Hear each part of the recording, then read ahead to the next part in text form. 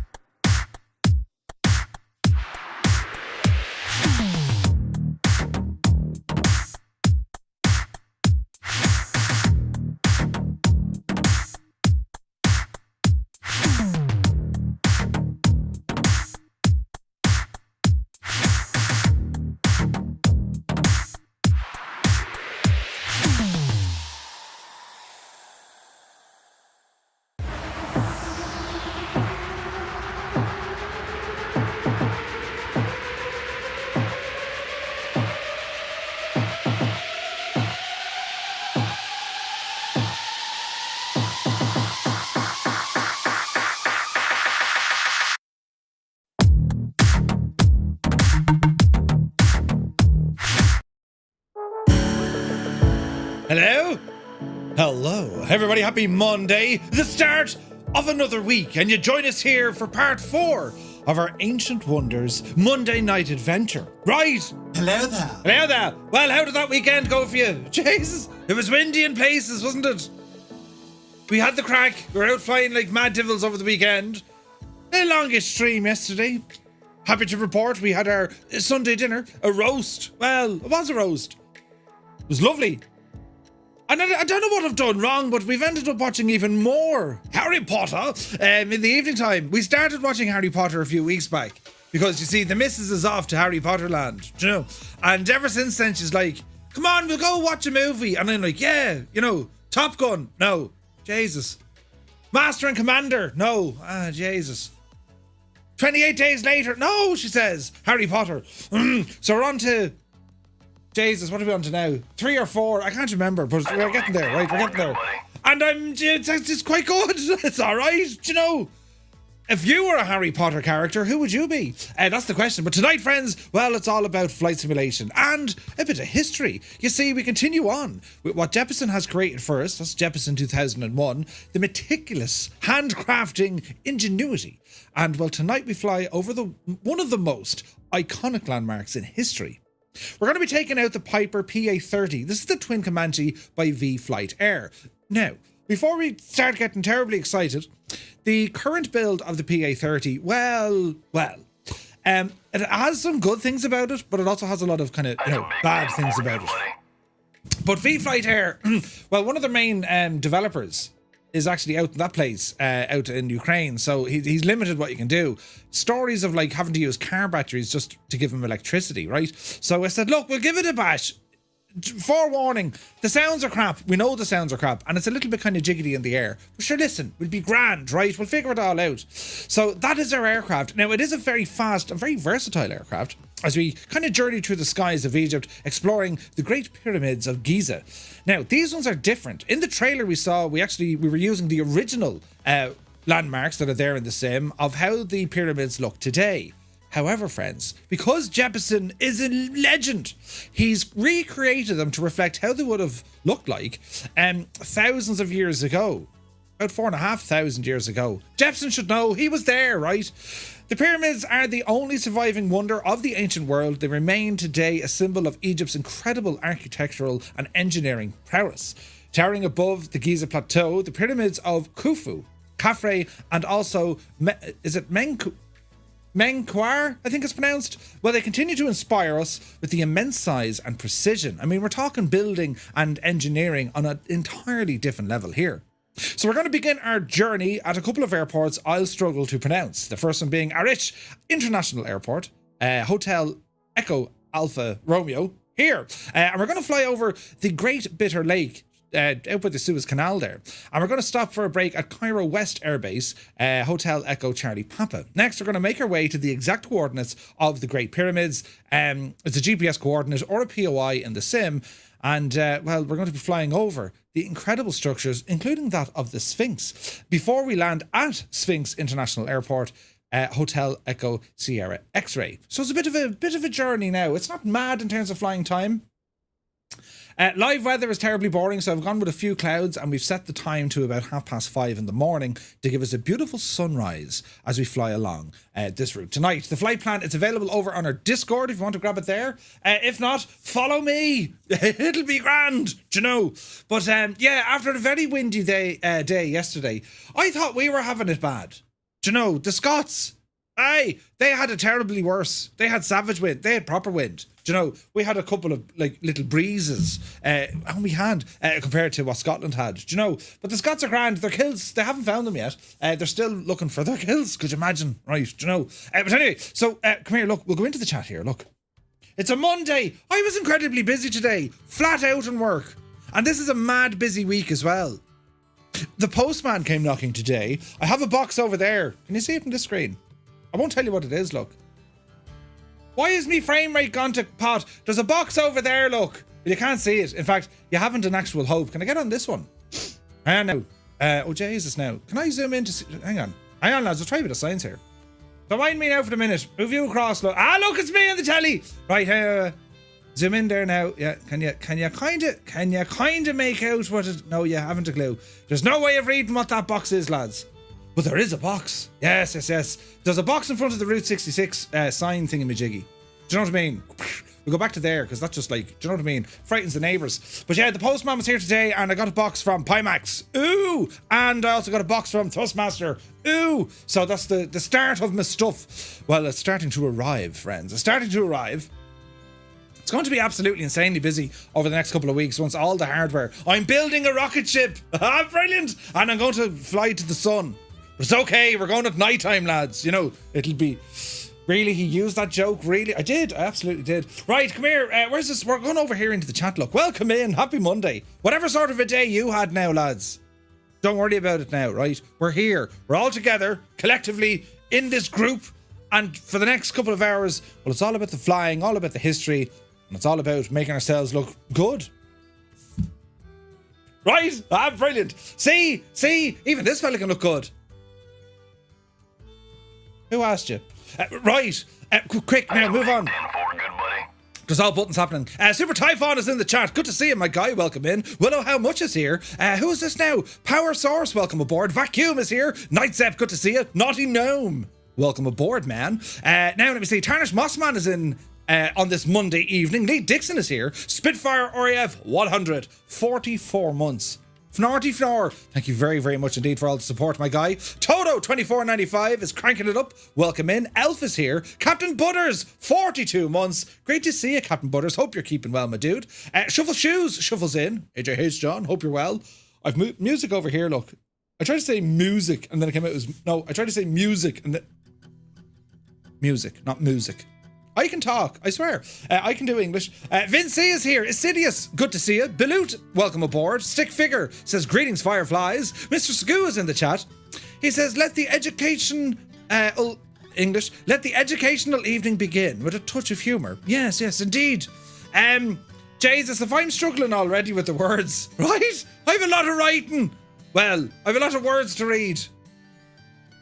You're grand, right? You're grand. You're man. But anyway, Commander Balos is here. 3 streams in a row, man. He says, good evening. What sound does a plane make when it bounces? Boing, boing, boing, boing. Pretty good. Very good. B. Carlo, good to see you. PH Roy, good evening, everyone. The fourth wonder already. Jesus. Right? Brilliant. We're flying through it. See what it did. We're flying through it. Come on now. Yeah, baby. That surely tickled some sort of a funny bone. There's buttons being pressed over in the corner here somewhere. It looks like a wild West Coast Willy. Gifting 5 tier 1 subs to the community. Thank you very, very much indeed. Lads, if you haven't already, do be sure to give Willy a follow on the Twitch. West Coast Willy. For your bush flying and just chilled vibes of the Canadian skies. West Coast Willy. Let's check him out. Willy, hope you're well, man. Have you also the withdrawals from Vegas? Oh, come here. I just saw it on the gadget today. For science reasons, of course. Well, Aer Lingus, Shamrock, they'll fly you from Dublin to Las Vegas, return for €479. Considering now, that's a lot of miles per euro ratio, so it's actually good value. €479. Now, I'd say Adam is like a devil because he already booked his flights to Vegas, the poor old devil. 480 quid return. Sure, Jesus, that wouldn't get you a taxi in Dublin from O'Connell Street to Temple Bar. Do you know what I'm saying? Huge price reduction. Fantastic news. So, yes. Yeah, Jesus. baby. That scared everything. There's nothing left now. That's it. God almighty. Charlie B, absolute madman. 5 gifted tier 1 subs. God almighty. It's gone mad here on Twitch. Did you? Well, I can't say did you hear that. I mean, it's loud, isn't it? I need to turn that devil down. Holy crap. Charlie B, thank you very, very much indeed. You absolute legend. Did you see what he did? God almighty. Right. Collect your thoughts, Murphy. We'll get through it. Dr. Diggler is in the house. Doc Dressler is here as well. Hey, lads. Lead Ballooner, good to see you. Daddy Plump, good evening. Little Trader, flight to Egypt on a Monday night. Time to walk like an Egyptian on this manic Monday. The bangles. Do you remember the bangles? Muse fan wears bangles. No, he doesn't. Why do they call it bangles? Are like kind of... aren't they? Bangs. Oh, no, wait. No, they're bangs. Never mind, Muse. You're innocent for this one. That's mad, isn't it? Who here listens or listened to the Bangles? I mean, they're great crack alt. Do you know? I forget your one's name now, but she's a lovely voice. Lovely voice, yeah. To forgetful Larry is here. Ah, lads, words aren't working at all. Jesus. I'll continue the stream using my improvised signed language.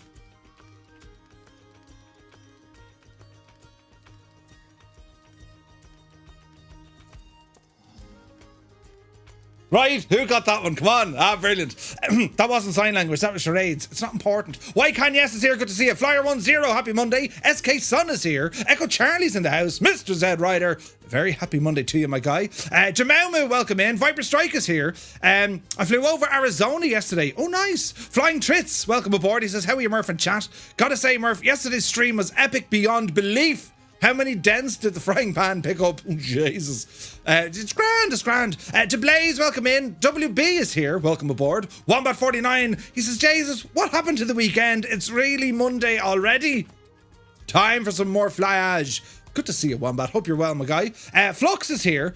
Welcome aboard, man. I didn't get blown away in the night. No, Jesus, it was grand. Dougal McTavish, the German, has rambled in. Good to see you, Dougal. Hope you're keeping very well. Sterling58 is here. Good day, Fireflies. It's a great day to go yodeling. Yodeling, sure. The Egyptians may have yodeled. Rob MCR, good to see you. Filthy is here. Sun Jammer, welcome aboard. We're going to... what? We're going to do some sand castles today. Yes, we are.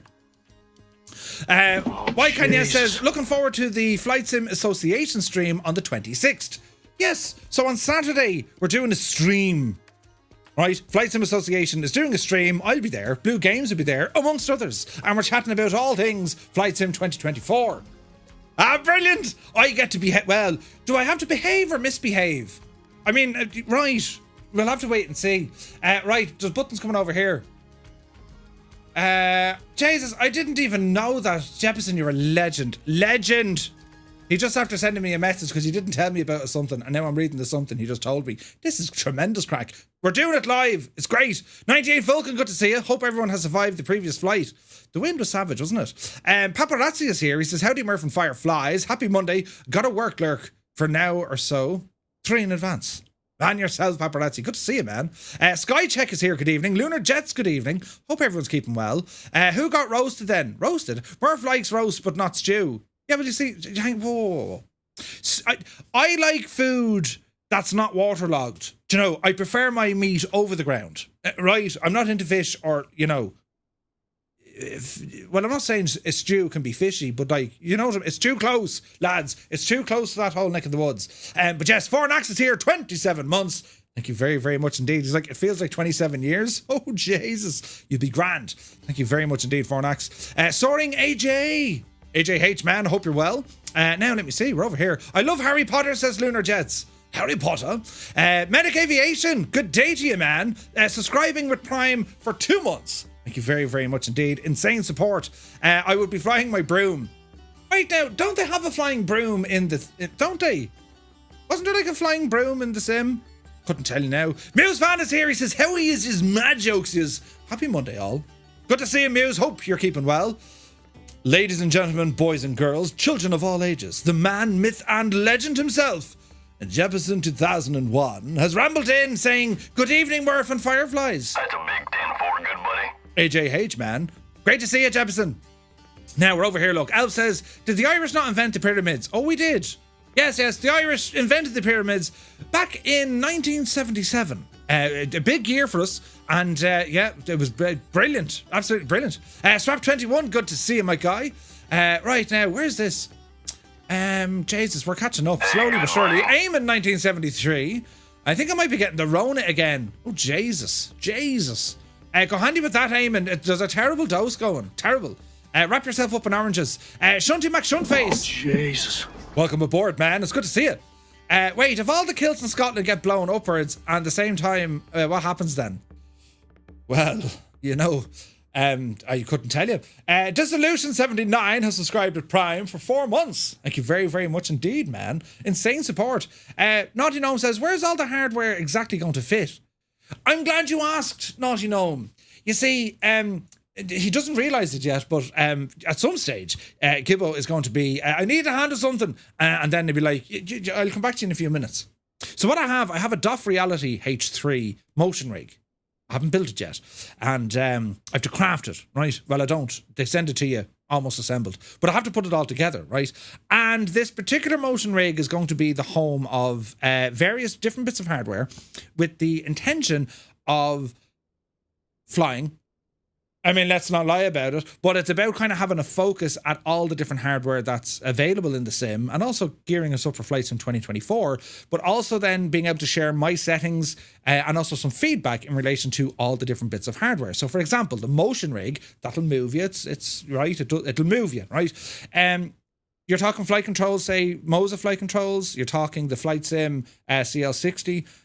There's another set of Thrustmaster TPR pedals. I just think they're the best pedals you can get outside of, Virtual Fly, but they're a ridiculous price.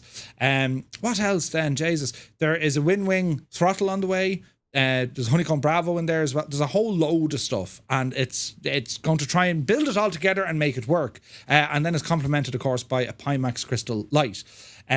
Ridiculous price. A lot of the gear is kind of, here you are, Murph, make a few videos and right. But the idea behind it is to give as much, because we haven't really done that, right? I mean, settings, yes. The software, yes. But when it comes to hardware and really getting the kind of the sweet spot of all the settings for our hardware, I've never really delved into it much. I mean, the hardware I use, most of the gear I have is from Virpil, right? And it's excellent stuff.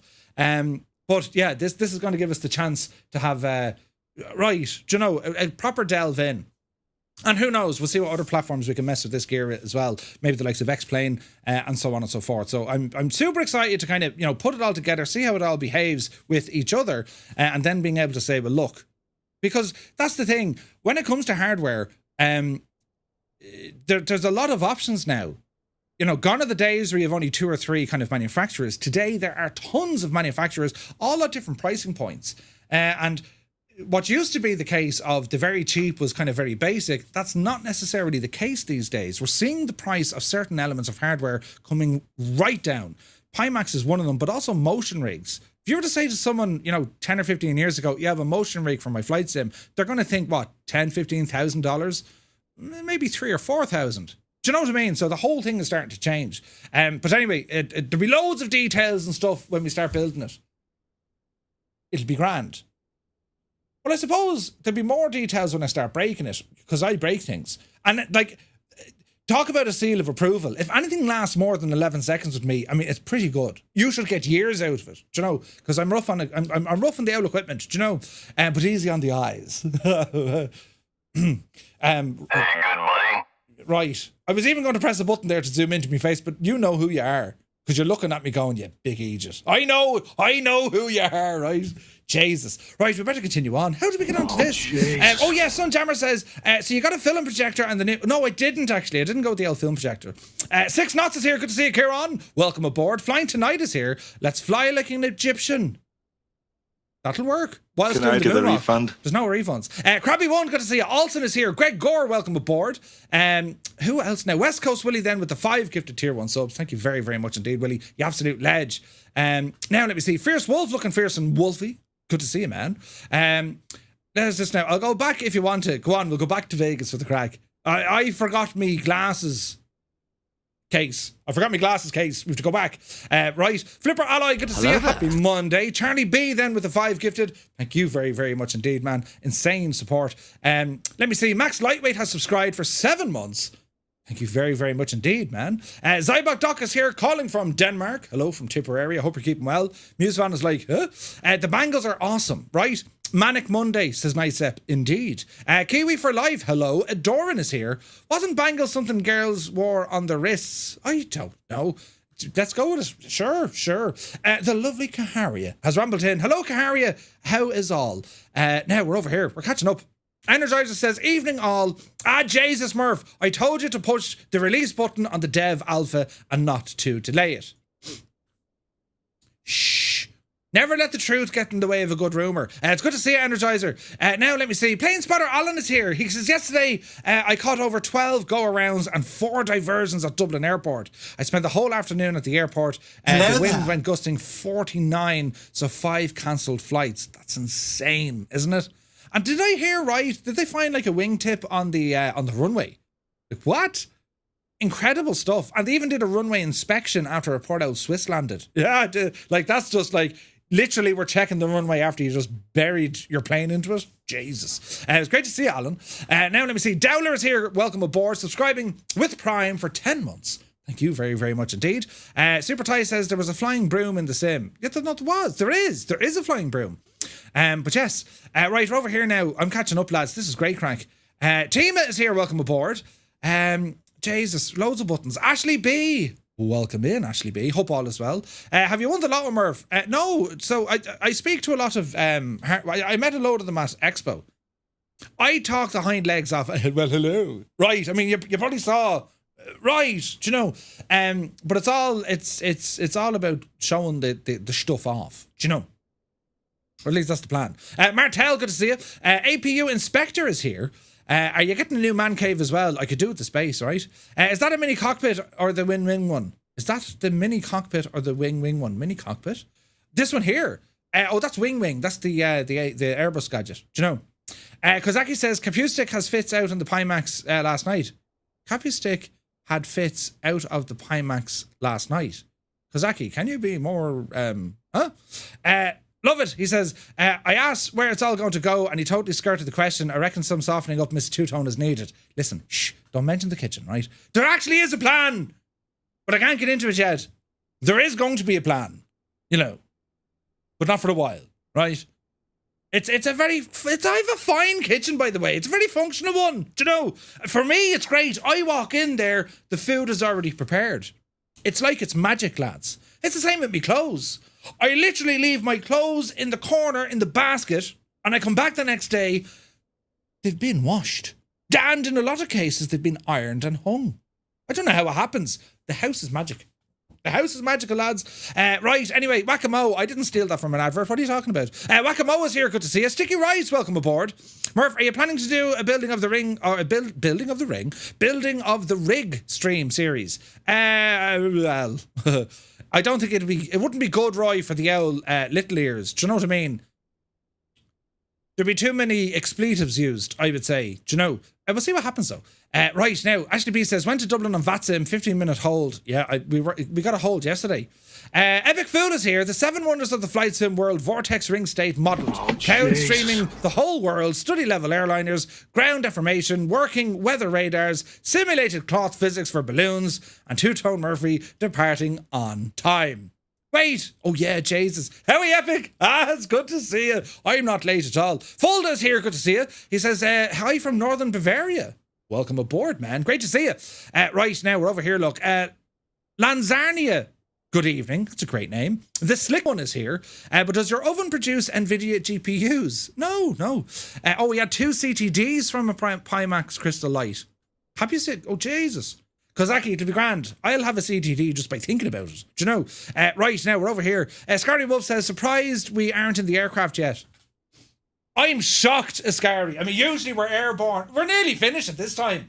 Right, quick now, Murph. Just people on YouTube you want to say hello to. Jet Kid, good to see you. CP is here. Delta Bravo, welcome aboard. Digital Mark, Icarus, Blairman, Angels15, Lone Gamer, welcome aboard. Wycan Yes is there as well. Michael Chamberlain, Nightmare 99. You're very welcome aboard. Who else is here? Captain Yorkie, welcome. Uniform Goose, good to see you, Goose. You're looking well. Now let me see. David Cleary, good to see you. Patrick Doyle says shower had, pajamas on, and whiskey poured. Brilliant! Brilliant, Patrick. Now, who else is here? Gidliotti is here. Spaceballs, indeed. US Air Force MedTech. A very good evening to you, my guy. Mrs. TPHI17 is in the house. Welcome in. Planesbars is here as well. Hey, Alan. Johnny Shue. Hello from Denmark. Hello from Tipperary. I hope you're keeping very well. Bunk Foss. Welcome in. Rudinger, my old pal. He says a very good evening from Stuttgart. Rudiger, hope you're keeping very well. Great to see you again. I've missed you. The place hasn't been the same since you were last here. Brilliant. Hope you're keeping very well, my dude. Cammy Niner, welcome aboard. Helder is here. Ollie Bolly. Saw them at Slane and they were backed up by Queen. Where are they? The Bangles. Backed up by Queen. Jesus. Right. Johnny Mitch is here. Welcome in. Skyhawk. Happy Monday. Maria McEntee. Welcome aboard. She goes, hello, are you taking part in World Flight? I've nothing planned yet. No. I'll see though, but I've nothing planned yet. It'll be a lot of fun though. World flight. Alex Van de Pay, is it Van de Pay? Welcome in, Alex. Who else is here? Morris Hickey, welcome in. That's Whack-a-mo. Nelly ST24, happy Monday. Byron is in the chat as well. He says hello from Bucharest. Hello from Tipperary. You're looking well. Just a very busy one in here tonight, lads, isn't it? You're all very welcome. You're all most welcome. And well, friends, now is the time we're about to go flying. Yes, that's right. It's a flight sim stream. Who'd have thought? I mean, who'd have known it? I mean, we just got about 25 minutes of me talking absolute scutter about various things. Have you anything else to kind of talk about now that we're here? Oh, me light. Oh, Jesus, the thing stopped working again. You know, the gadget that turns on me gadgets. So I tell you now, right? I've 2 plugs buried in... See the white Alex fella, right? Well, in behind that, there are 2 plugs, and they're smart plugs. But tonight, they were particularly dumb, right? They wouldn't work. So when I say, hey, turn on man cave, it'll go, okay, and turn on the man cave. Tonight, it was like, no, I haven't a clue what that is. What are you talking about? So Mr. Teuton had to kind of wedge, you know, walking sideways. And I kind of said, Jesus, if we were in a pyramid, that's how, you know, that's how you'd have to walk sideways, you know. She wasn't impressed. But anyway, the good news is it worked. And, well, it's all working now, friends. All the equipment is working, which is great, right? Now, where's this? Pass isn't pass from passport. Alex Van de Pass. We got there in the end. Right, now we have to press buttons. Are we waiting for this now? You're waiting to see this, right? Turn off the light. And light off. Ah, Jesus, brilliant. I mean, people pay good money for those sort of transitions. Do you know what I mean? It's all about the 3D rendering, the timing, the music, the sounds. Right, they pay an awful lot of money. But anyway, here we go. Zoom in here now, Murphy, and press the right button this time. Here we are. Sticky Rice says, Murph, I've just ordered the Samsung 50-inch Odyssey Arc 2nd Gen curved Ultra HD gaming monitor, and it should be arriving today. Sticky Rice, you will never now step away from the wonderful monitor because you'll want to try every single game that there is. Do you know? Van Doss is like, it's 2020. Yes, it is. But we don't have access to 2024 just yet. But where's this now? This is kind of live-ish weather. This is how we're looking like at the moment, right? Bit of volume here now. So to show you our flight plan, friends, this is pretty cool, actually. So we're starting off over here at a place here. Hotel Echo Alpha Romeo, right? And we're going to look at the name over here. Look, it says the Wadi El Arish. If you say it fast enough, the Irish Wadi. Now, a wadi is like, a wadi over this neck, well, a wadi anywhere is kind of like a pathway, yeah? It's usually made by rain between valleys and, right? Can't you hear it, right? 35 minutes for Murph to get through the opening comments. Brad Barron, I'm telling you, we're flying it, right? Anyway, there's a new apron. We're going to come down this way, lads. An 88 nautical mile journey, and we have a little waypoint here at the Great Bitter Lake, because this is where the Suez Canal is, lads. We've all heard about the Suez Canal, the crisis of the Suez Canal. So we're going to ramble over this way, and we continue to fly with our first landing all the way down at Cairo International, right? Nothing too fancy about it there. After that landing, then we're going to ramble over towards the pyramids, right? And as I said, you know, the Giza Plateau, that's what this is called. We'll spend a bit of time here exploring. We're going to be exploring, right? And we're going to learn all about the Egyptians. Well, not so much the Egyptians. We're going to learn all about the pyramids and how the Irish built them, right? Fascinating story. And then after, lads, it's a quick hop and jump over to the Sphinx International Airport, Hotel Echo Sierra X-Ray. Right? What am I saying? Giza or Giza? Giza. Did I say Giza? Giza. But yeah. So that's the flight plan. Nothing too difficult in this. So, well, here is our chariot. Now, we have 2 options when it comes to a Twin Comanche. We have this from V-Flight Air, which is a brand new release, and we also have the what are they called now? Blackbird Simulations, right? So we have 2 options for these. Joey Barrow, man! Hey, Joey, good to see you. Giza, got a channel you in a landing, mate. Right, brilliant.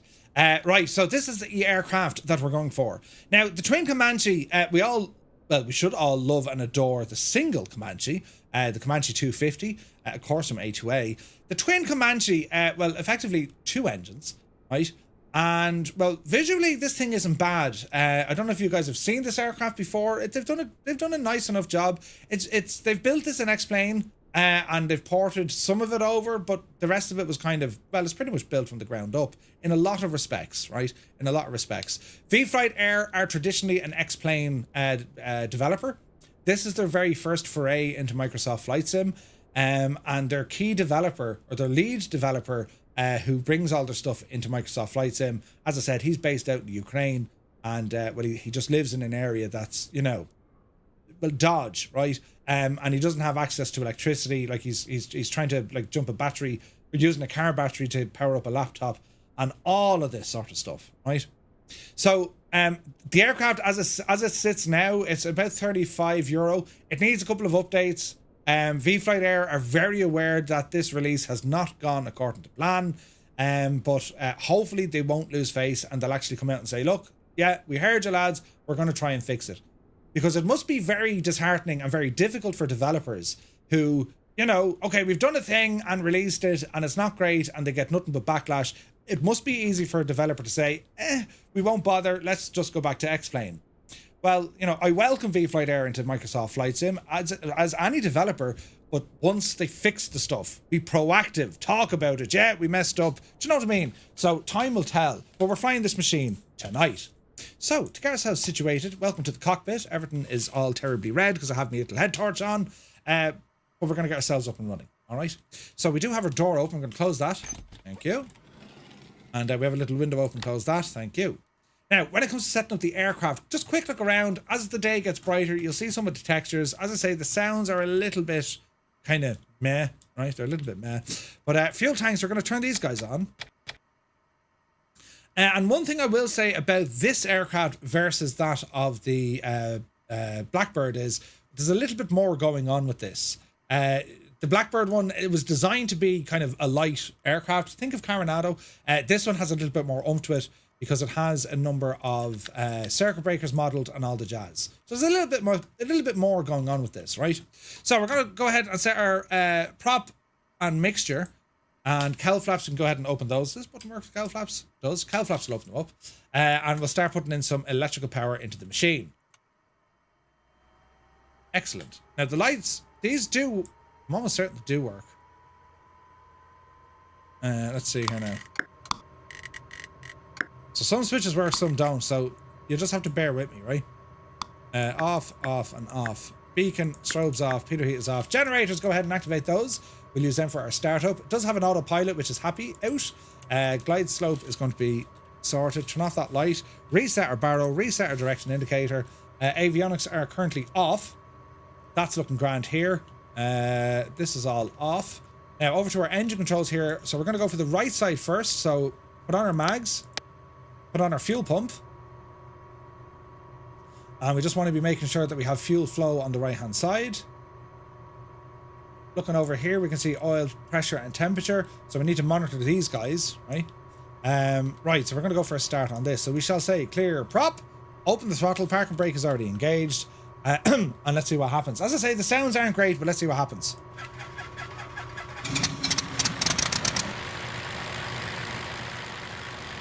All right, we got a good start on the right side. Let them tick over and warm up. Now we go for the left side, so we're going to get the booster pump on, mags on. And we'll go for a start on the left.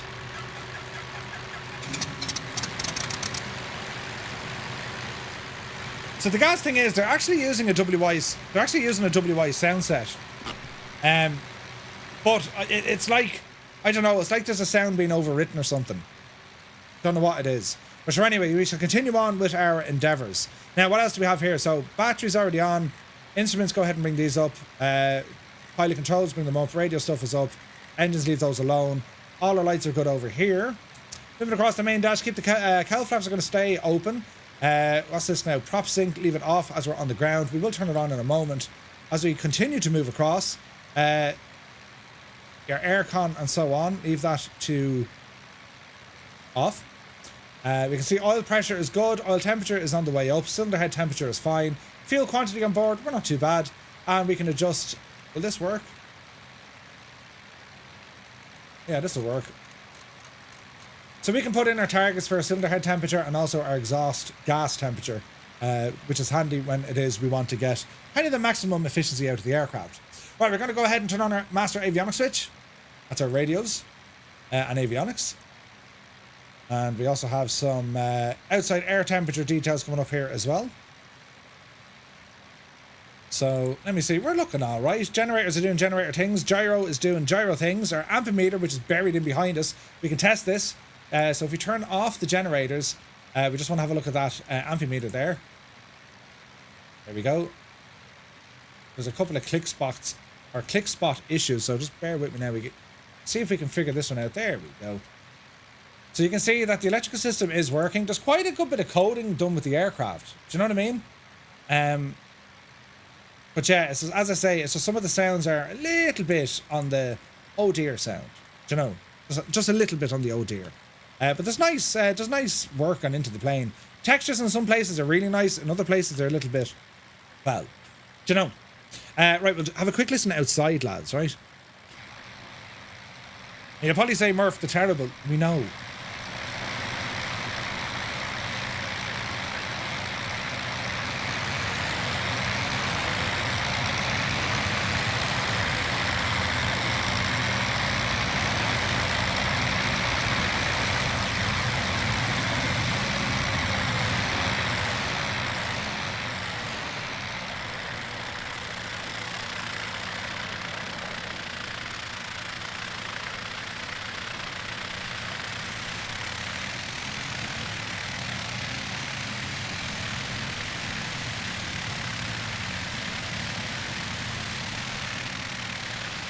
So the sounds aren't great. They need an update. There is WI sounds in there, but they're borked. They're broke, right?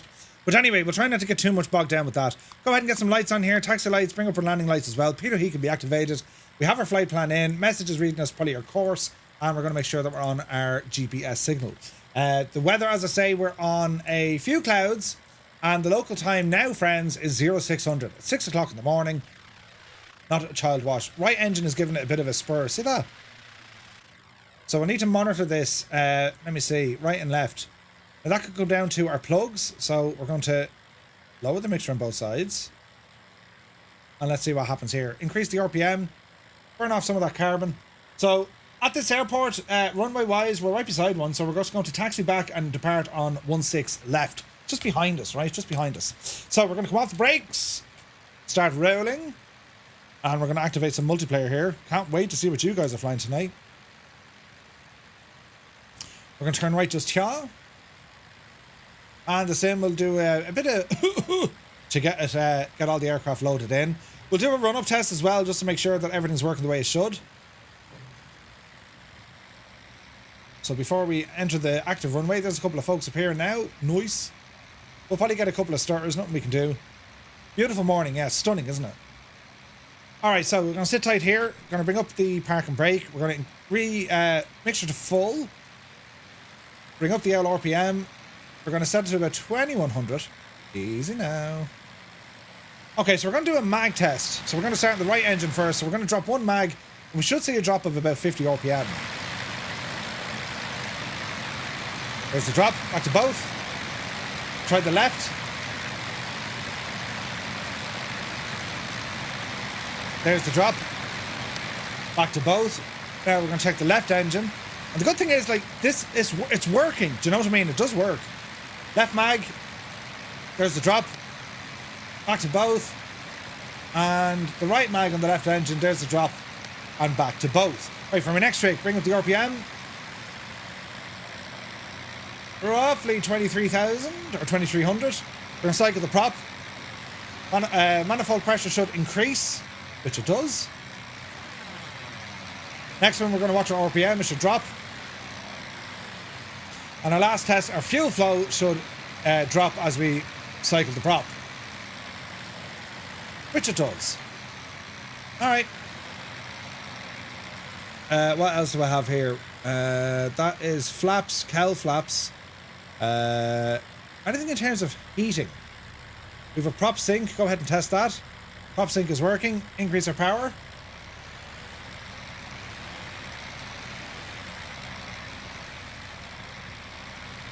Okay, prop sync is working. Now let's see if we can get a change in our engines. Yeah. That's okay. And that's okay. All right. All is well in the realm. Transponder, we're going to stick onto altitude reporting. We're going to come off the brakes. We're going to drop a notch of flaps. And we're going to go out onto the active. Kingsman, good to see you, man. Now, if we wanted to take a twin-engined aircraft, I would always highly recommend something like the Duke, something like the Hangar Studios, what's the Cam Air? Beautiful plane. I think when it comes to our twin-engine friends, the Dukes, I mean, they're a chef's kiss, aren't they? Chancellor is very good as well. Yeah, the Chancellor is awesome, but the Dukes, I think the Dukes are the finest twin-engined general aviation aircraft in the sim, bar none. They're excellent. 310 is really nice as well. I forgot about the Duke. I'm in the Chancellor. The Duke is incredible. I love the Dukes. Love the Dukes. But anyway, the 310 is really good as well. Yeah, 310 is awesome. That's a solid aircraft, isn't it?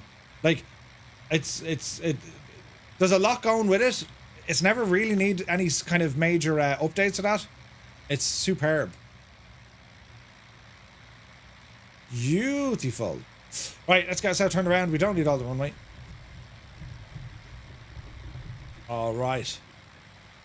So what we're going to do, friends, we're going to take off. We're going to circle around the runway just to give everyone a chance to get airborne. We have the sea is like just over there. No, it's not. It's over there. Oh, where is it? On my left-hand side. The sea is just over there, so we'll ramble it that way and have an old gawk, right? So let's see what happens. DA-42. Oh, that's really good as well, yeah. But for me, my favourite is the Dukes. They're excellent. Excellent. Right, we're walking, talking, and we're squawking. Let's go flying.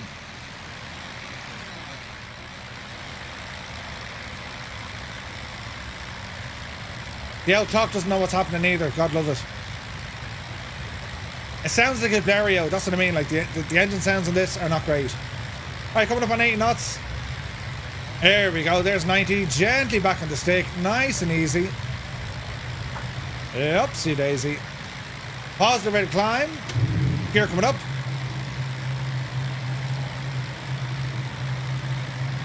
She's a little bit twitchy, but we'll get there.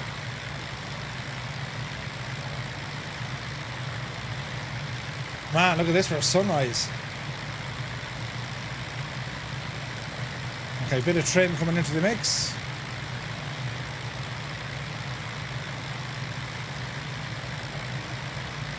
Flaps in. The nose will drop.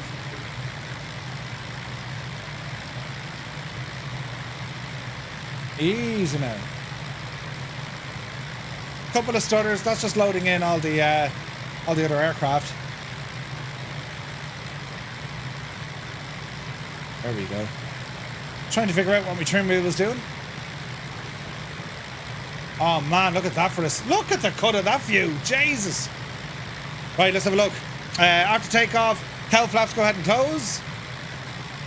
And prop sync go ahead and activate.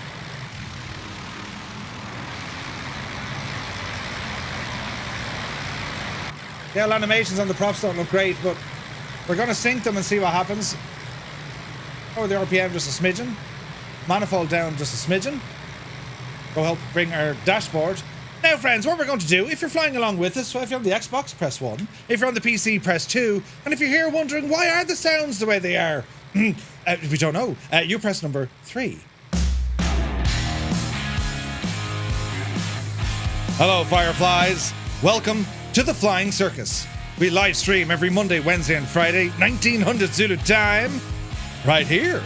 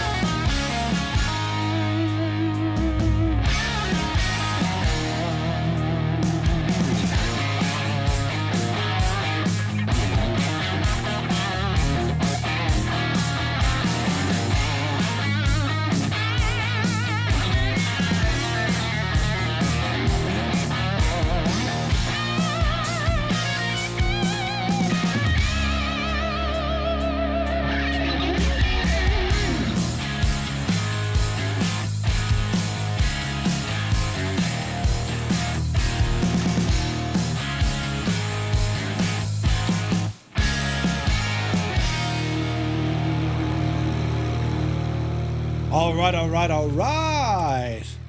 Right, so we're kind of getting through it. The sounds are a little bit on the old mad side. Do I have headphone simulation? No, it's off. Yeah, not much we can do in the sounds, I'm afraid. So we're just going to kind of do a very wide circle around where the airport is. Look at that, lads. That's gorgeous looking, isn't it? And I wouldn't mind, but like the model, it's a beautiful looking airplane, this, isn't it? Isn't it? Like, it's a phenomenal looking machine. I love the livery. In actual fact, the same livery is on the other aircraft as well. So altitude wise, let's go into our autopilot and start talking to it. We're going to lock the roll to neutral. Autopilot on. We have a heading mode, so we'll go heading mode. Now, in terms of vertical speed, how do we figure this one out? Well, I reckon this is going to be trim, isn't it? Because the aircraft doesn't have the, it doesn't have a thing hold. And there's no attitude, I don't believe. Now, turn this lad all the way over to the left. Easy now.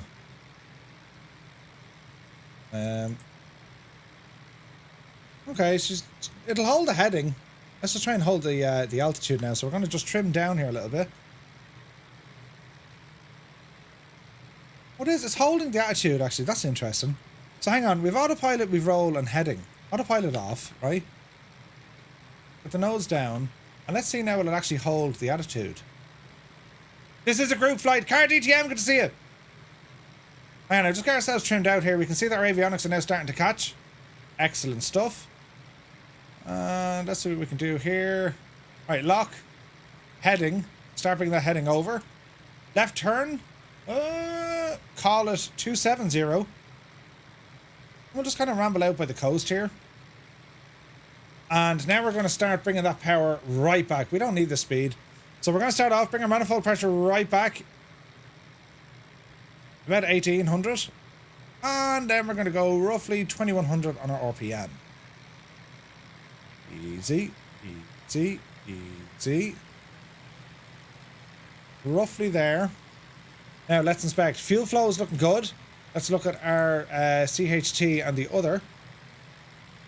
Where are you now? Here you are. Flaps are okay. Do they work? They should do. Cold air. Airflow is on. Yeah, they're all okay. Panel vents are open. That's okay. Cowl flaps, not worried about them just yet. And what else do we need to look at here? Airspeed is dropping back to where I want it to be. About 140 knots. That's all we need today. What else do we have? Vacuum is looking good. That's the suction system. That's what's powering our avionics, yeah? Now, in terms of our vertical speed, well, we'll cheat here a little bit. We'll bring up our trusty little autopilot. And let's keep me lock in vertical speed. And hold at, let's call it 3,000 feet. And this should hold us, which it does. Super. Okay, we're looking good now, lads. We're looking good. Manifold pressure, that's all grand. That's all grand. And what was the last one I wanted to check there? Oh, yeah. So, exhaust gas, that's fine. We're nowhere near the limit. So we can actually lean out the mixture a little bit. And we should see that starting to rise now. As we bring the mixture out a bit, we'll definitely see that starting to rise. So, cylinder head temperature, keep it there and keep it there. Alright, so 130 knots, little bit slow. So we're going to start bringing in a little bit of manifold pressure to compensate. So we'll go back up to about, I don't know, let's call it 2100. And we're 2100 on our RPM, so we're 2100 squared. This should give us a cruise of about 140, right? Have we landed on the pyramids yet? Adam, good to see you, man. Not just yet. Who here hides purchases of graphics cards and upgrades of the PC from the wife? T-Break, one of us. One of us. Lion Fart, you're very welcome aboard. Thank you very much indeed for subscribing. Yeah, so it's a group flight live on the Southeast Asian server. Come on in, lads. It's great crack. We're just heading out over the coast here. Ah, look at this. Look at the ground textures. Isn't this absolutely gorgeous looking? This is stunning. So we'll be turning left here now in a moment. El Arish, this area is called. Or Al Arish. No, El Arish. right? And as I say, the sounds aren't great, but sure, listen, we'll make do, right? We shall make do. Blazes ahead of us, looking good. Plenty of aircraft around us. We've got a ton of Dukes with us. Tons of Dukes. Got a Kodiak out there. WB is in the Kodiak. Gorgeous. You hide nothing from no one. Just accept my spendings as long as the bills are paid. Dougal is in a Duke as well. Is it fair to say, lads, that the Duke is absolutely insanely good? Is that a fair kind of thing to say? Now, what's this telling us our course? Our course should be on... Our course should be set to about 235, right? So let's see, 235. And now we're going to start bringing in a little bit of left turn. So we're going to turn the aircraft now to a heading of, let's call it 200 degrees. And we're going to be monitoring this gadget here because we want this yellow line to line up with the arrow. The orange marker, that's our aeroplane. So, okay, we're flying by GPS, but I mean, if we're using VOR navigation, it's the same kind of jazz, right? Our turn and slip coordinator, they're working. Speed is now looking good at 140. Artificial Horizon is doing its thing. Our poor El Chrono is absolutely shagged. It doesn't know what it's doing in life at all. That needs a fix. 48 Fahrenheit or 9 degrees Celsius. That's okay. Everything down here looks good. Landing lights probably bring those off. Taxi lights bring those off. Generators are working. What else do we have here? Why did that laptop just shut down? I need a laptop. Now, what does this do? It's not to do with the compass, I think, is it? Interesting. Squawk is doing squawk things. Here's our map. Zoom out, we'll see where our flight plan is. Radio panel works here as well. And our fuel flow, we've been very efficient. We're burning about 7 gallons per engine, so about 14 gallons an hour. For a twin engine aircraft, that's exceptional. Do you know? As far as simming goes, anything that doesn't start easily is good. I agree. Musefan says, the Duke is my favourite twin prop, replacing the 414. Jesus. I sold my wife before I got my GPU. Jesus. Yeah. Yep. Alright, so our point of focus here, lads, we want this little line to start moving in. Yeah? So 235, that's the course. We're going to fly on this heading until this little yellow marker starts coming in a little bit closer. That's what it's all about. So 235 is actually there. This should be moving. And it will. Each of these markers here are an indication of distance away from the center. I think these are in 5s. So, degrees, yeah? Or distance. It could be distance either. But once this gadget starts moving, we're laughing. If it doesn't move, it's another bug to add to the list, unfortunately.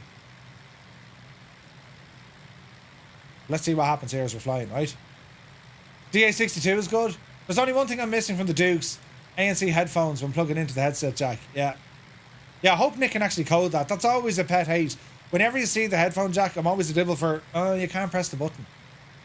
Are these clouds or dust storms? These are clouds. Now, if you're on live weather, I don't know what it's throwing up. But it was clear. It was all clear. So, let's see what happens now. So we're just going to allow... I just want to see that this actually moves in. It should move in. Let's see. Give it a bit of persuasion. It is working. It's starting to move now. So our OBS is moving. That's from your Benix King. And this guy is moving now as well. Look at that. So as this continues to move in, lads, we're going to adjust our heading to 235. All right? Helder bought the cows DA42 today. That's an exceptional hand flyer. But the Dukes, to me, trump it only because they've way more going on. You know what I mean? They have a lot more going on in terms of that engine visualizer. You know what I mean? There's a ton of stuff. Why did this laptop suddenly just go like blue screen to death? I fear a laptop purchase is in my future, lads.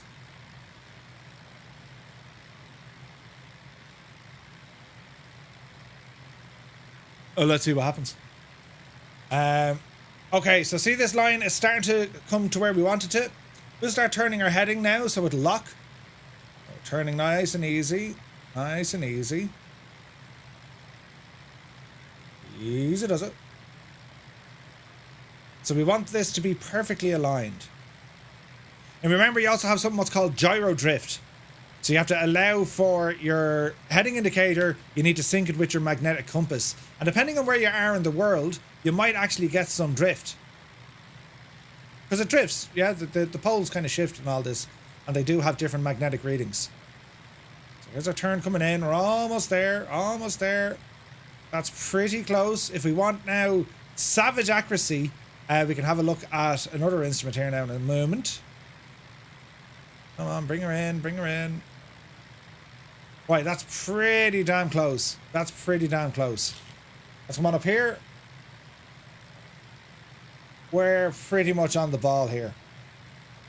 Slightly to the right. Slightly. But I think we're good. Steam gauge for the win.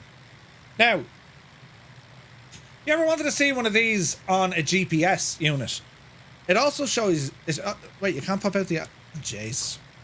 V-Flight Air, you need us to be able to pop out the screens. On your GNS 530, which is just horrendous. I don't know why they're not just using the default one. But anyway, you have the same down here. See this digital mark down here? So you can see that we're ever so slightly to one side of this. That means there's wind. Yeah, so we need to aim off a little bit because of the wind. So we're drifting. Yeah? So well, we'll come back here now and we'll fix that. So if we're drifting, we need to go... it's like a spirit level, so we need to go right a bit. So I've just changed our heading ever so slightly to the right. And this will either stop or start moving slightly back into the centre.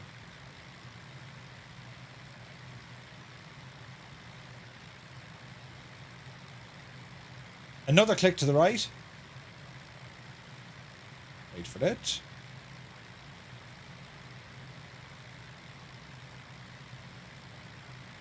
Not enough.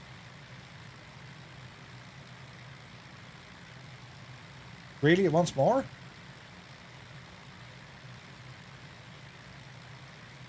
Okay, there's 3 degrees now to the right. We're still not... we haven't stopped it. Alright, let's get aggressive. Call it 240. Let's see what happens. So it takes a couple of moments for the airplane to kind of react to it. You know what I mean?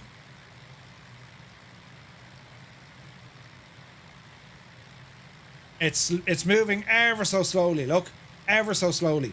So I reckon we're only about 1 degree off. So once this is all synced, we'll turn it left 1 degree. See the way it's moving dog slow. So I reckon it's literally 1 degree. At Lewis. That looks pretty good to me. And that looks pretty good to me. Okay, we're good. Excellent stuff. And this, by learning to use these instruments, once you figure out how these work and how to interpret what they're doing, it doesn't really matter what avionics system is feeding it. What I mean by that is, it doesn't matter if you're using VOR or GPS. That won't matter. If you can read and understand what these instruments are doing and how you can kind of, you know, act the gin with them, you're halfway there. It's not perfect. We're still drifting. Right, we're okay. Radar altitude. Let's have a look. That doesn't seem to be working. I don't know how we set that. Interesting, lads. Interesting. But yeah. Am I going to move straight to 2024 when it drops? Yes. 100%. So, when they release Microsoft Flight Sim on November 19th, look at the cut of this. The focus of my stream on the day of release is going to be a live stream fully configuring Flight Sim 2024. So whatever time they release the sim, I will be there, I will be live, and it'll be going through a step-by-step of getting that sim set up from zero all the way up to everything that you're going to need. All your settings, all your controls, any kind of hints or tips I can share with you at that point. That's what the stream is going to be about. It'll be a case of putting on the kettle, grabbing a tasty beverage, and we're going to go from start to finish. Right? And if you're not available on the day of release, we're on YouTube and Twitch, so the video will be there. And if you've any questions, you hit us with questions. If you've any issues or you need to troubleshoot something, we're doing it all during the live stream. Dougal, correct. I'm not. How's your wind? I'm not using live weather, Dougal. I threw in just a few clouds, so I suspect it's giving me a small, 4 knot kind of a wind somewhere. What's it giving me? It's giving me 4 knots bearing 270-ish. It's based on a few clouds, so it's quite basic. The scenery looks insane, though, doesn't it? Look at that, lads. Jesus. That's beautiful. That's beautiful. But yeah, so make sure you're there for that on the on November 19th. As I said, we're going to do some flying as well, right? It's not just all about the settings. We'll set up some things, test it in the sim, do a little bit of a flight, figure out what we're missing. And of course, also when it comes to the graphical options, stress testing the sim. Where can we find FPS by turning some things off? Because we have it in this already, right? I mean, you turn off road traffic, you save a ball of FPS. You turn off sea traffic, you save a ball of FPS, right? So we'll test all of these things when 2024 drops, do you know? But again, it's having the live stream, it's a live environment, so if folks do have questions, well, we can deal with them there and then. You know what I mean? It'll be fun. If reading maps correctly, we crossed the Bitter Lake close to where Lawrence of Arabia spotted the Suez Canal after crossing the Sinai. Ooh, nice. Day off work booked. Nice one, Mark. Nice one. I have the whole week off. So it'll be a full week of the Bijani then, right? A full week. We're doing very well, lads. Look at the state of that. Look at all the planes. Spitfires, Hurricanes, Dukes, Cessna 310s, Pilatus PC-12s. Oh man, there's some beautiful airplanes with us today. TBM is down there as well. Jesus. Gorgeous. Right, so friends. What are we doing tonight and why are we here? The pyramids.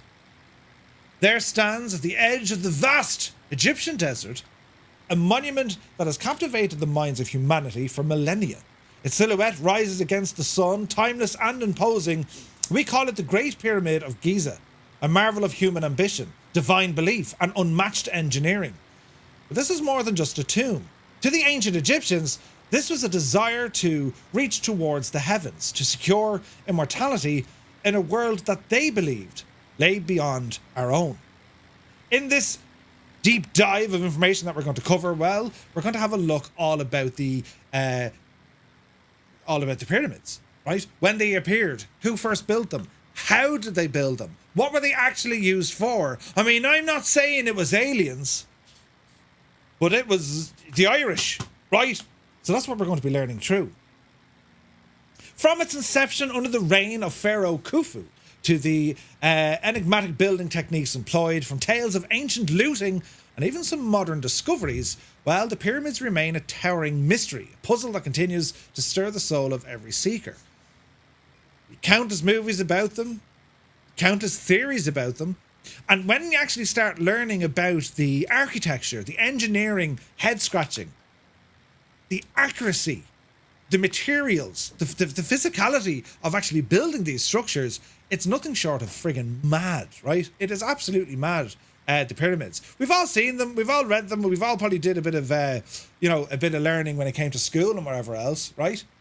But, you know what I mean. Mr. Anderson, good to see you, Merv. What's the verdict on the shiny red Twin Comanche from V-Flight Air? It needs a lot of work. I want it to work. The sounds are crap, they need to fix it. There's 1 or 2 bugs. I just really want this thing to work. So, fingers crossed, right? Fingers crossed. So, the origins of the pyramids. Imagine a world where the sun's journey across the sky was seen as more than just a passage of time. It was the path to eternity. That's what the Egyptians thought. To the ancient Egyptians, the pharaohs, not just rulers, they were living gods, embodiments of divine power on earth.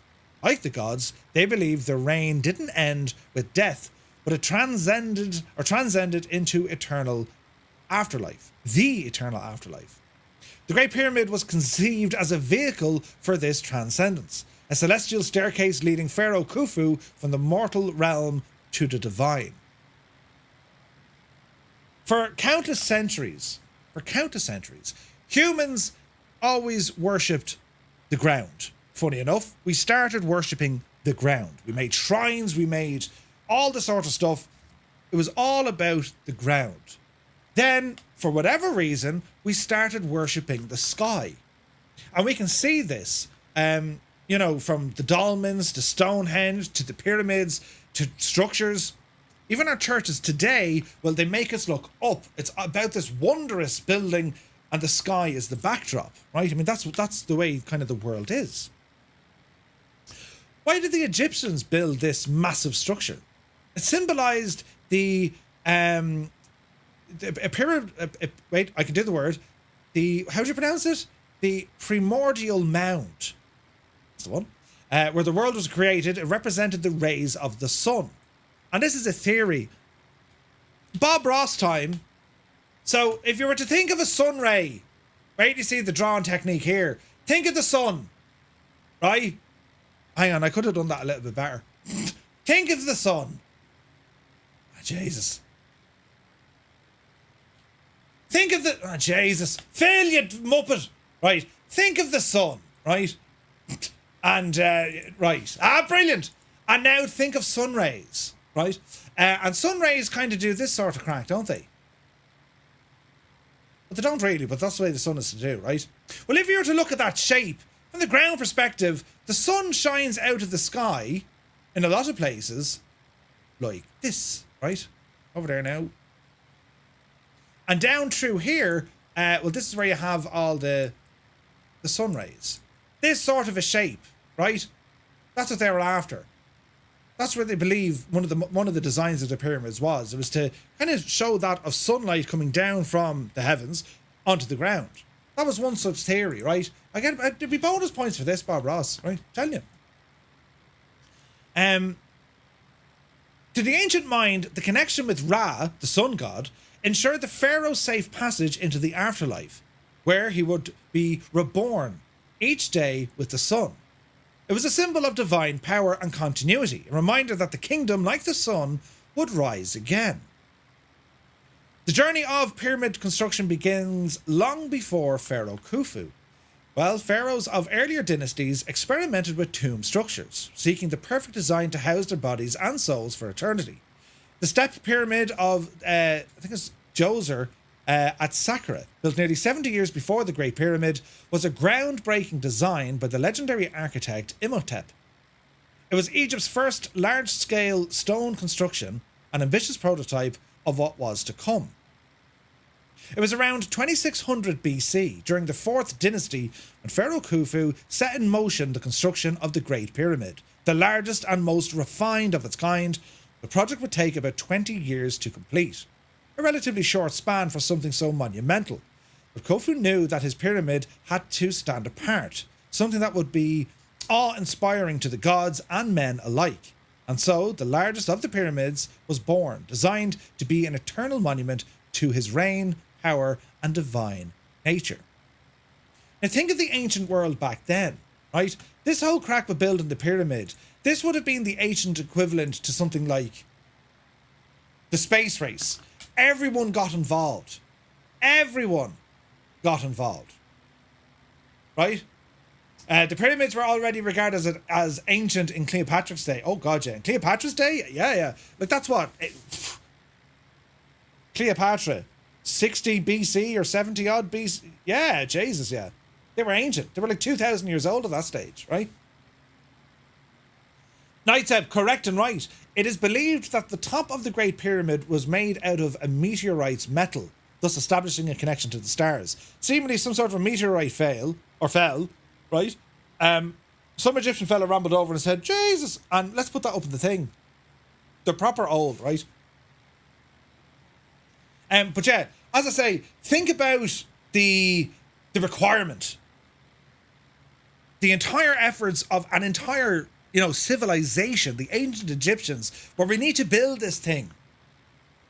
And just to put things into perspective, there are some 2.3 million blocks on the Great Pyramid. 2.3 million. Some of them is weighing as much as, what was the weight?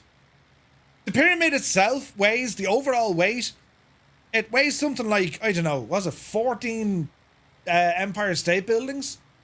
Like, ridiculous weight, right? Ridiculous weight. Old Veteran 965, Scott, good to see you.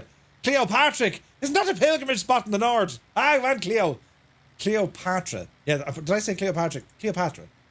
I'll tell you a story about Cleopatra there now. Old Cleopatra, the Roman stuff, you know. Anyway, let us continue. Scott, I hope you're keeping well. The belief system. To truly and fully understand the pyramid, one must delve into the spiritual universe of the ancient Egyptians. Life, to them, was merely a prelude to eternity.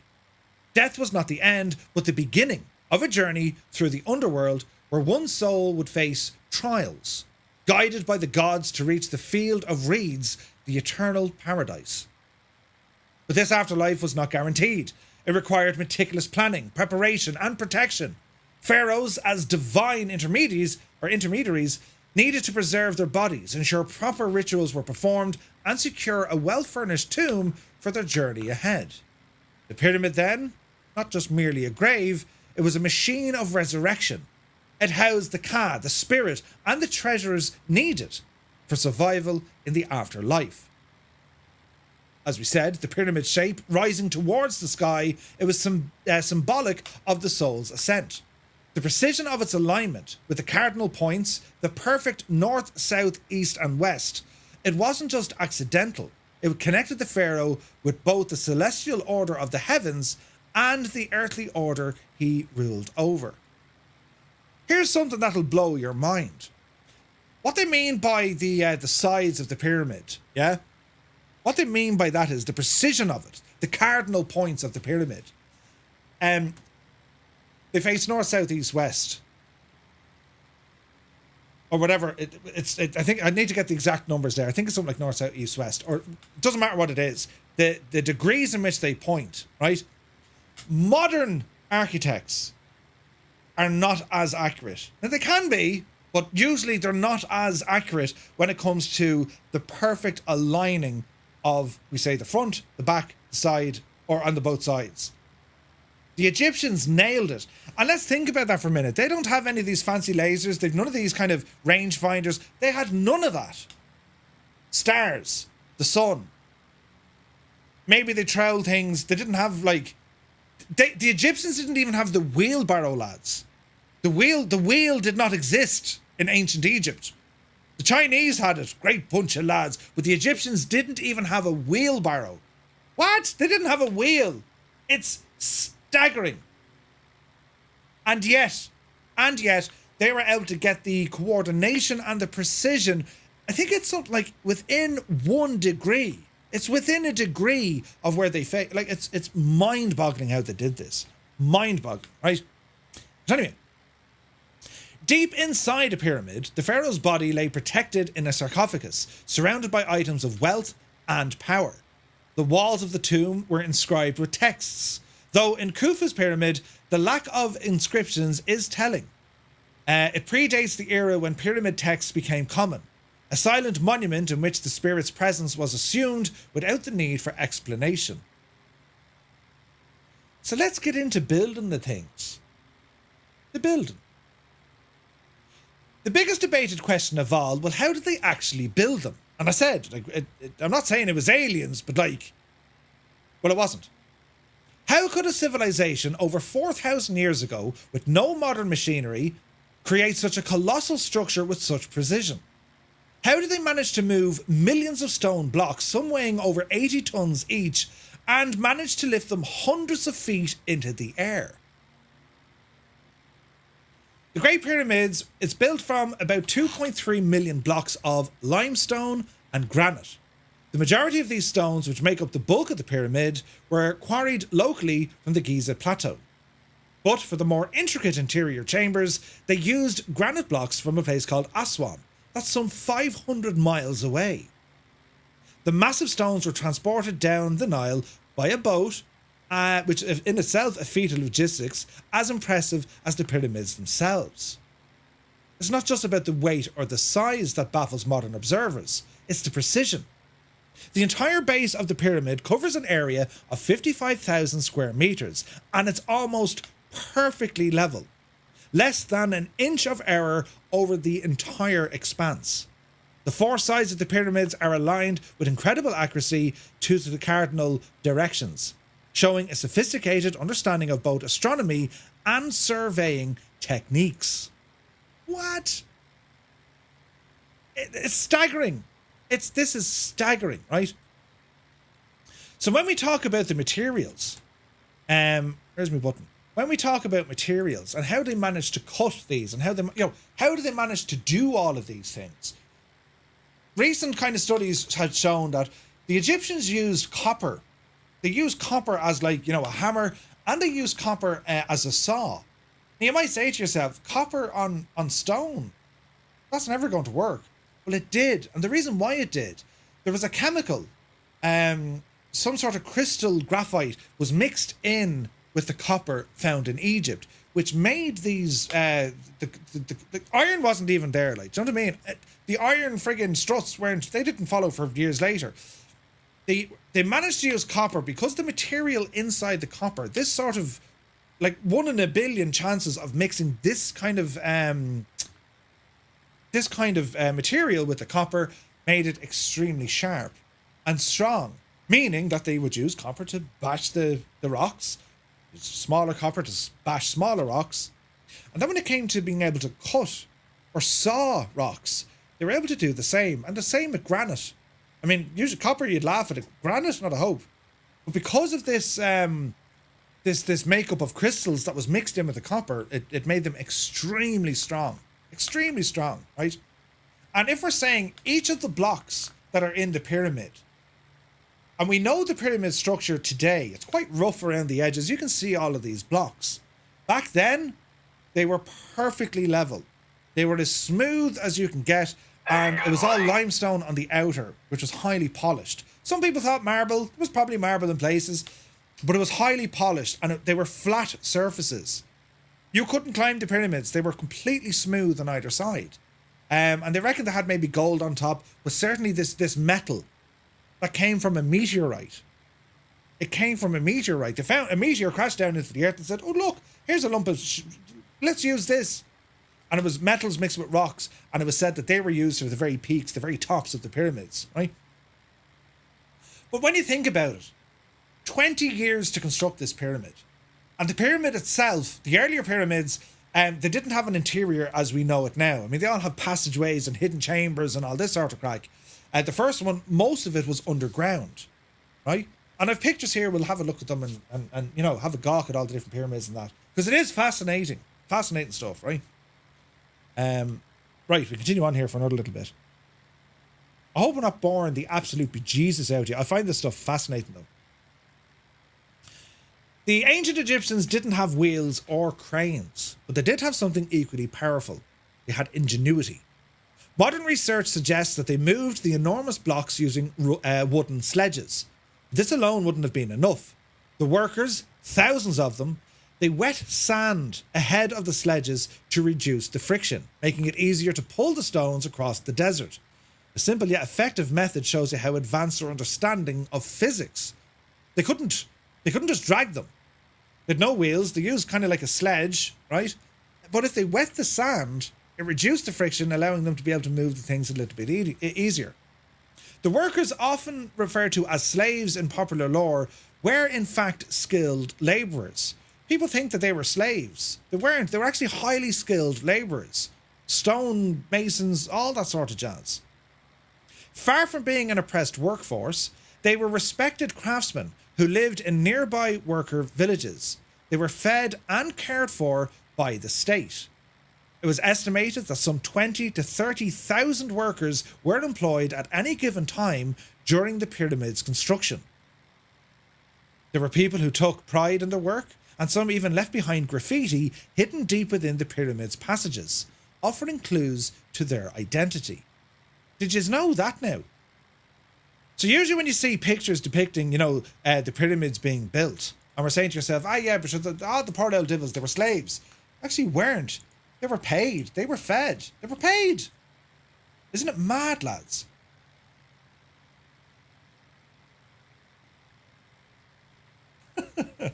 Gibbo isn't here. We're safe. Brilliant, brilliant, brilliant. In a Box Man is here. Good to see you, mate. Welcome in. I've seen Stargate, right? Fascinating theories about the Giza Plateau, or the Plateau. Graham Hancock's. I need to look at it.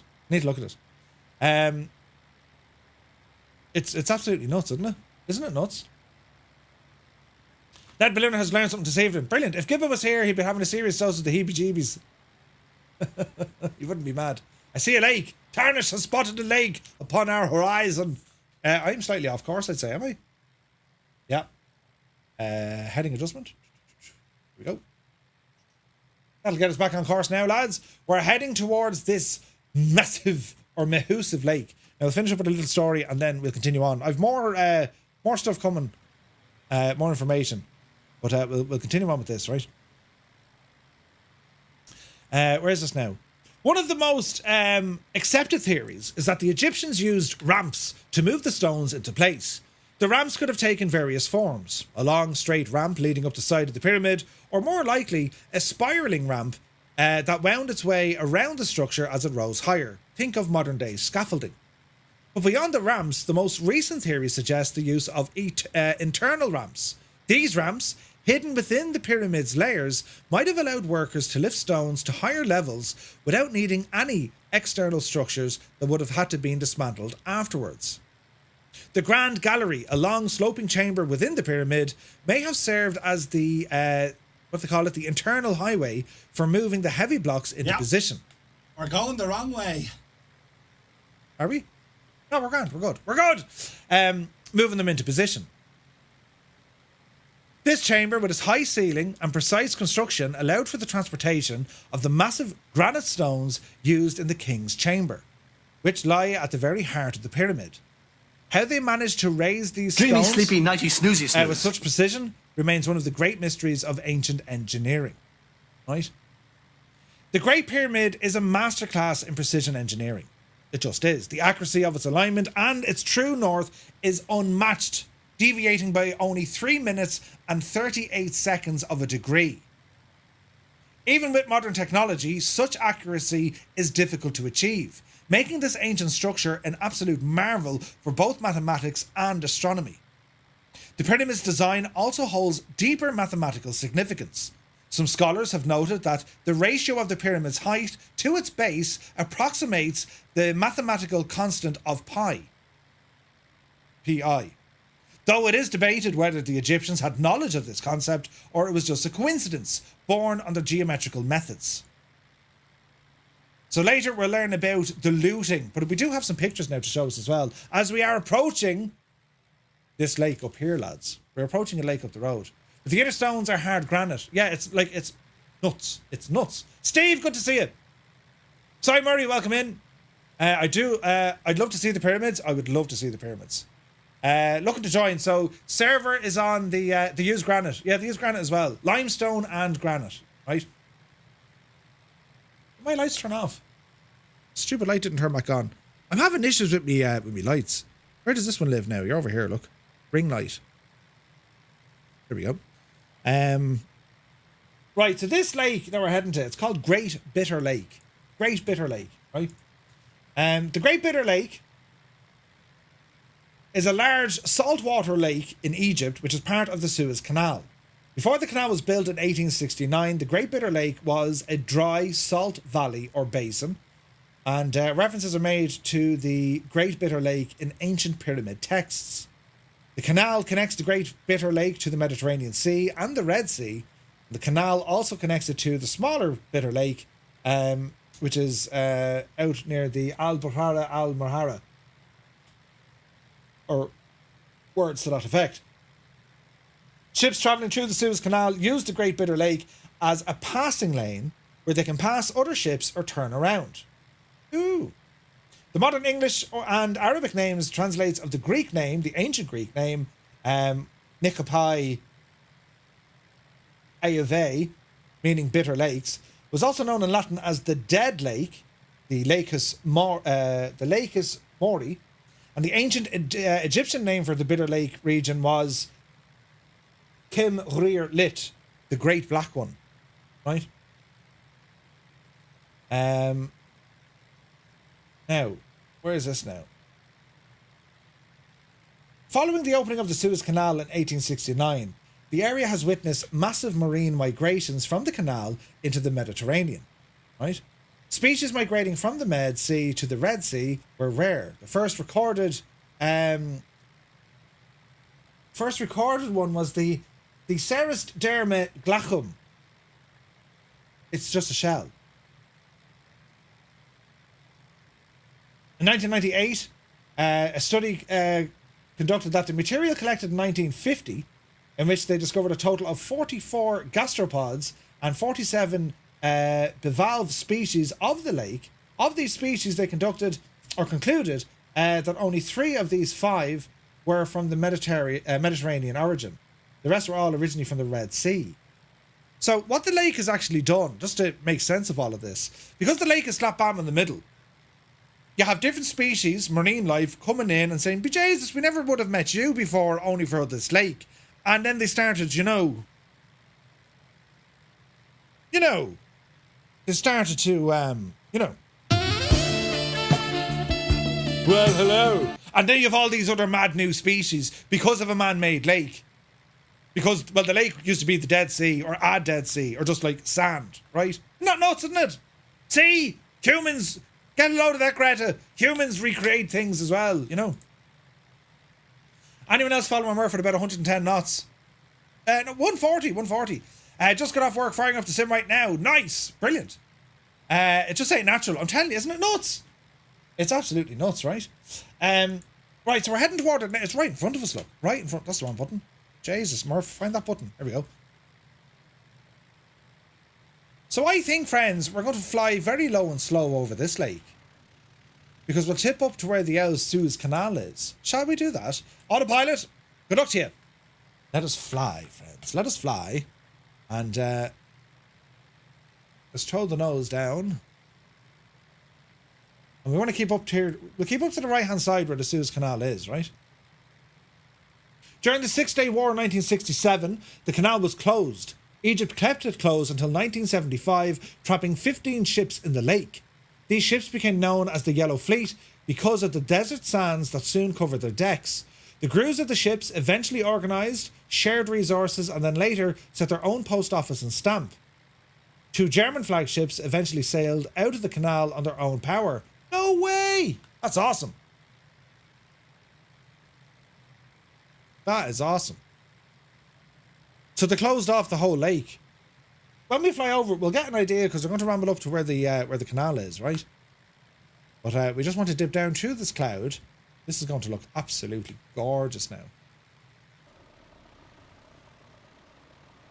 Ah, man, look at this. We'll ramble over. I'm going to go to the right here, just where we get closer to the canal.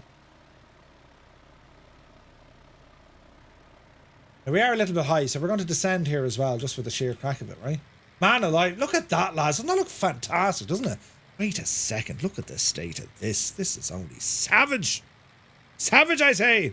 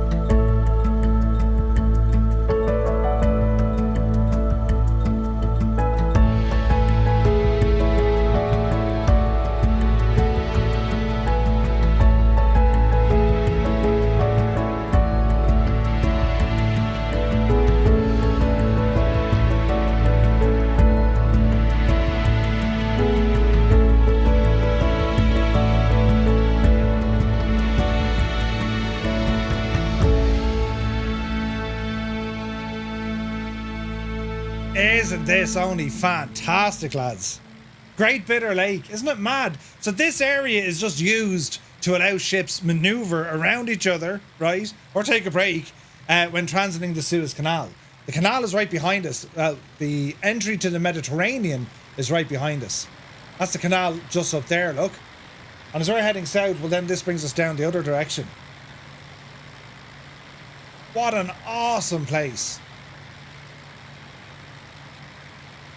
And the lake is huge, isn't it? It's massive. Absolutely gorgeous. Are we liking this? We'll continue with our little low part. Look at this. Ah, brilliant. Look at all you guys flying there. Look at this, though. Such a great collection of aircraft, lads. It's stunning looking. Oh, man, you live for this, don't you? You live for this. Here we all are on a Monday evening. In our houses or wherever. Strangers to it, well, strangers, but all of a sudden a whole bunch of mates, and we all get to experience this together. This is what Flight Sim, Microsoft Flight Sim is all about. Yes, you have the realism. Yes, you have, Jesus. Yes, you have the airliner stuff, that sim. Yes, you have all of these awesome things. But this is incredible. Where would you get it, like? Imagine if it crashed. Ah, Jesus, if it ruined the whole night. Imagine. Murphy, it was almost romantic until, you know, you put it in the wet. Jesus, look at the cut of this. Extreme precision.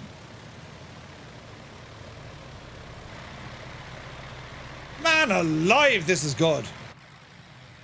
We're all right. There's nothing to fear here now, lads. It's all grand. 40 feet off the freaking ground. Ah, look at though. Ah, look at the cut of it. Hang on a sec. Where would you get it, lads? Jesus. That now is absolutely stunning. And now for something completely different.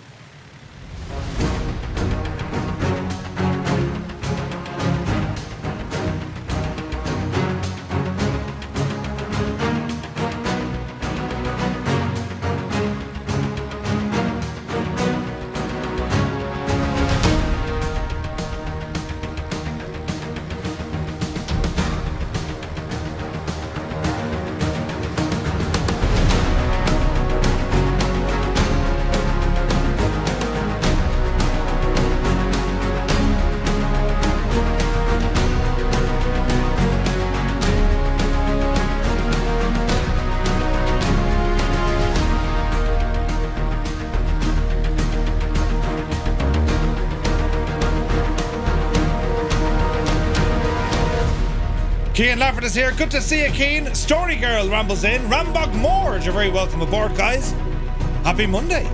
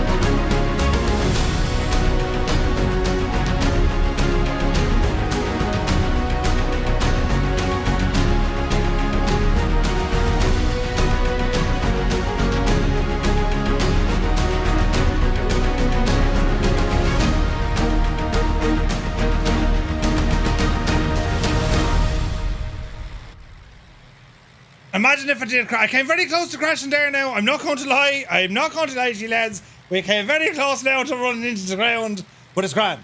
I'm guessing you can probably turn that on or off in the group flights. What's this now? What's this? Might be harder to fly this in 2024 with the enhanced wake turbulence. We'd be like, do you know, be brilliant.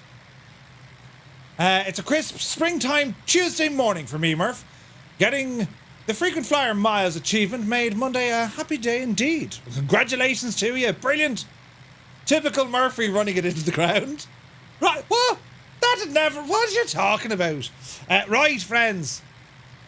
Let's press some buttons here. Let's go back to our autopilot. Hello there. And can we change that to GPS? Nav mode engaged. You're up the devil you. Altitude is about 1,500 feet, and we want to climb 2.5 will do us. Up the road there now. 500 feet a minute. Up to 2,500. And we should be grand. Chesney, thank you for the follow. Welcome in. Look at the state of that machine. I think we're taking the Chinook out next week, aren't we? A Chinook or a Chinook? We're taking that out next week. Who needs the county council to dig holes when you have a Murph and a plane? Yeah, that works. 100% that works. Right, lads. This is terribly beautiful. We haven't even got to where we're needing to get yet. But we are getting close to our very first stop of the night. This is gorgeous, isn't it? Look at the elevation difference here, look. It's all sand. Well, it's rock, but like it's sand. Do you know what I mean? All the shadows down there. Look at the cut of that. Oh, yes. A wild Rambog Mort is ahead of us. Hey, Rambog, how'd you get on controlling yesterday? Were you doing some vatsimage? I think he was.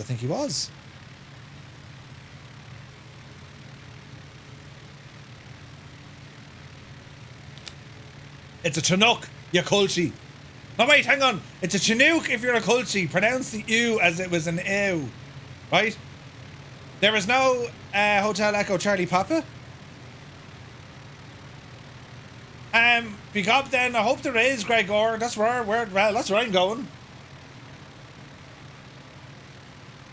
Cairo International. Is this something that Simbrief drew in or Navigraph drew in maybe? I don't know. Stop climbing, Murph. That'll do 2,300. Call it 2,000. Go. There we go. That's Hecka. Is it? There's a runway about 10 miles in front of us, so whatever's there, right? We often call them Tukies. There you go.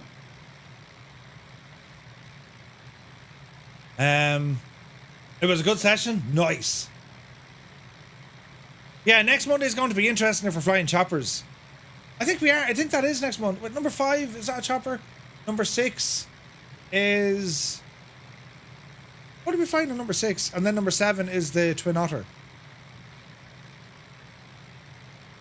Can't remember. Hotel Echo Charlie Papa is new. Alright, okay, so it's one of the other, so it'll be one of the other lads, yeah? Night Step is there? Sweet.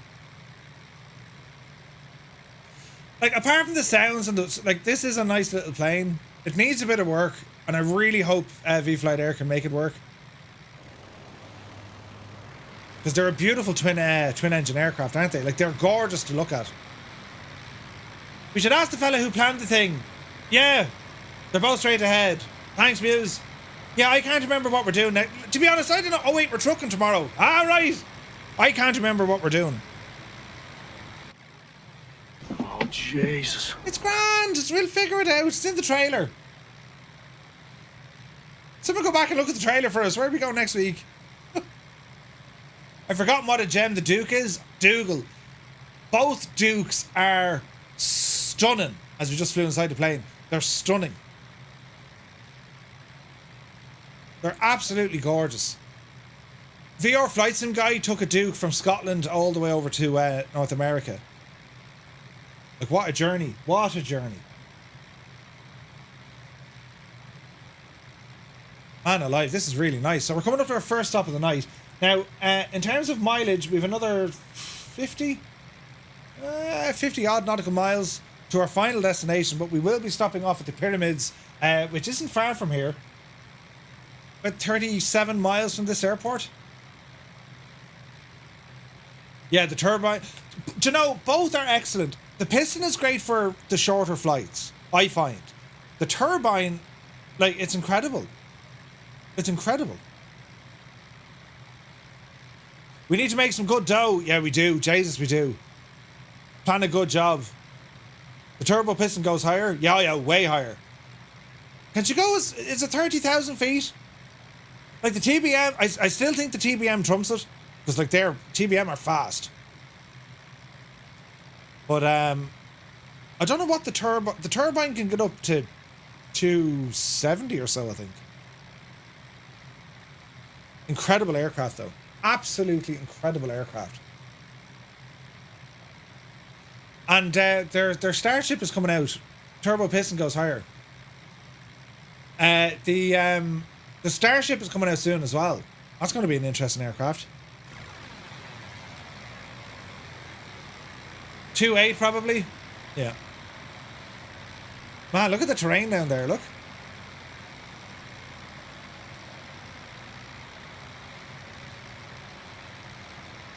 That's all like cloud burn in the scenery and the satellite imagery.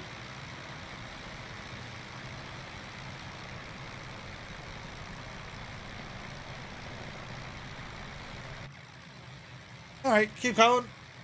Runway is over there somewhere. Over there. Again, flights in 2024.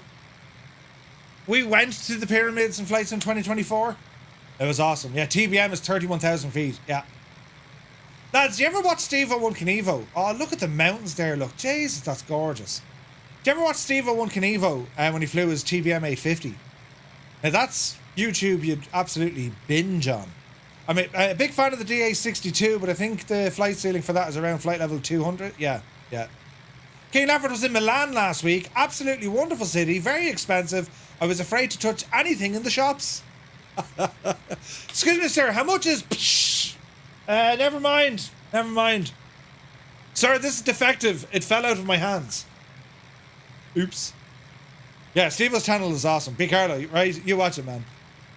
I highly recommend Steve-O 1 November 851 Tango Bravo, PA Troy, you got it. There's two aviation channels I absolutely watch tons of. Steve-O 1 and Aviation 101. Josh Flowers. He's super cool. He's based out of San Marcos in Texas. And flight instructor, CFI, the whole lot. Cessna 172. Oh, Max is brilliant. Yeah, B. Carlo, Citation Max. Max is lovely. Lovely guy. Yeah. I met Max a few times. He's a lovely guy. I saw a t-shirt for €257. For how many, Keen? Jesus. Stig Aviation. I love this. You guys are going to give me loads of different YouTube channels to have a look at. Yeah, Max is brilliant. Mentor Pilot. Yeah, Energizer. Gibbo put me onto him. He's very good as well. Who was the lads doing, the clear prop? Clear! Them lads. DeBlaze took the TBM from northern Canada across the Americas to southern Argentina. Wow! Sure, Murphy paid $257 for a hat in Houston. It wasn't far off that, Muse. Jimmy's World? Does anyone know Pilot Debrief channel? I don't know. Stephen Drury. Is that Stephen who's the Australian fella? Not you slack. Kelsey from 74 Gear has some fun moments. The way he breaks down the considerations required by professional airline piloting is excellent. Yeah, Stephen, he's a lovely fella as well. I spoke to him a couple of years ago. He was slagging the shite out of me because his cow, Teddy Bear, there was a plane that was released on X-Plane and I disappeared his cow and he wasn't terribly impressed about it. But I was chatting to him, lovely fella, lovely guy. I came back smelling like a millionaire though, spraying the testers all over me. Stig Aviation is an American Airlines mechanic. Lots of information about engines. Oh, nice. I must check him out. And 74 Gear, Story Girl. Yeah, I must check him out as well.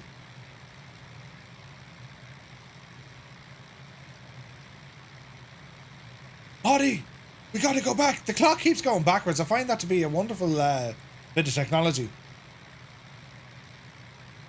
Well, we're getting very close. I don't see the airport. Where is the airport? Over the road. That must be it there, is it? Yeah, that's it there. But, yeah, as I say, for me, Steve 1 Knievo, Aviation 101, amazing. As long as the clock doesn't stop, everything's tickety-boo. I see what you did there. Kelsey's a long-haul 747 pilot. Oh, nice. Yeah, he flies an SR-72, yeah. Ah, good man yourself. Steve found us. Man, Steve. Look at this. Look at it. Isn't that gorgeous?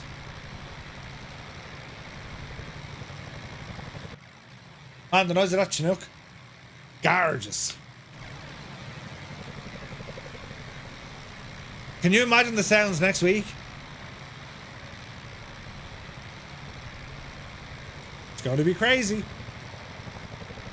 The flyby in this aircraft will not be good.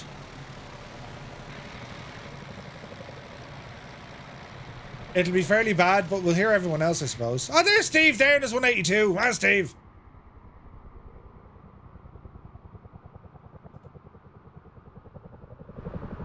Mind your ears now, lads.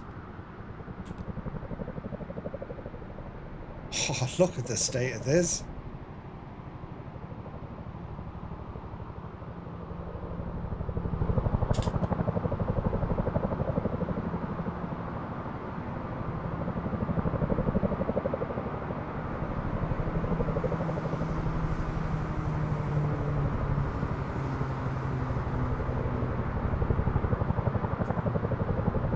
Right? Deadly. Right, airport inside. Let us go in for a landing. Autopilot off. Right turn coming in. Light him up. So our first stop of the night, lads. For some reason, everyone in Milan kept saying something in Italian.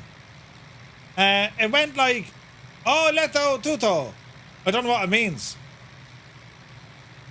Keen, if you want to get away with speaking Italian when you can't speak Italian, it's all about the hand movements.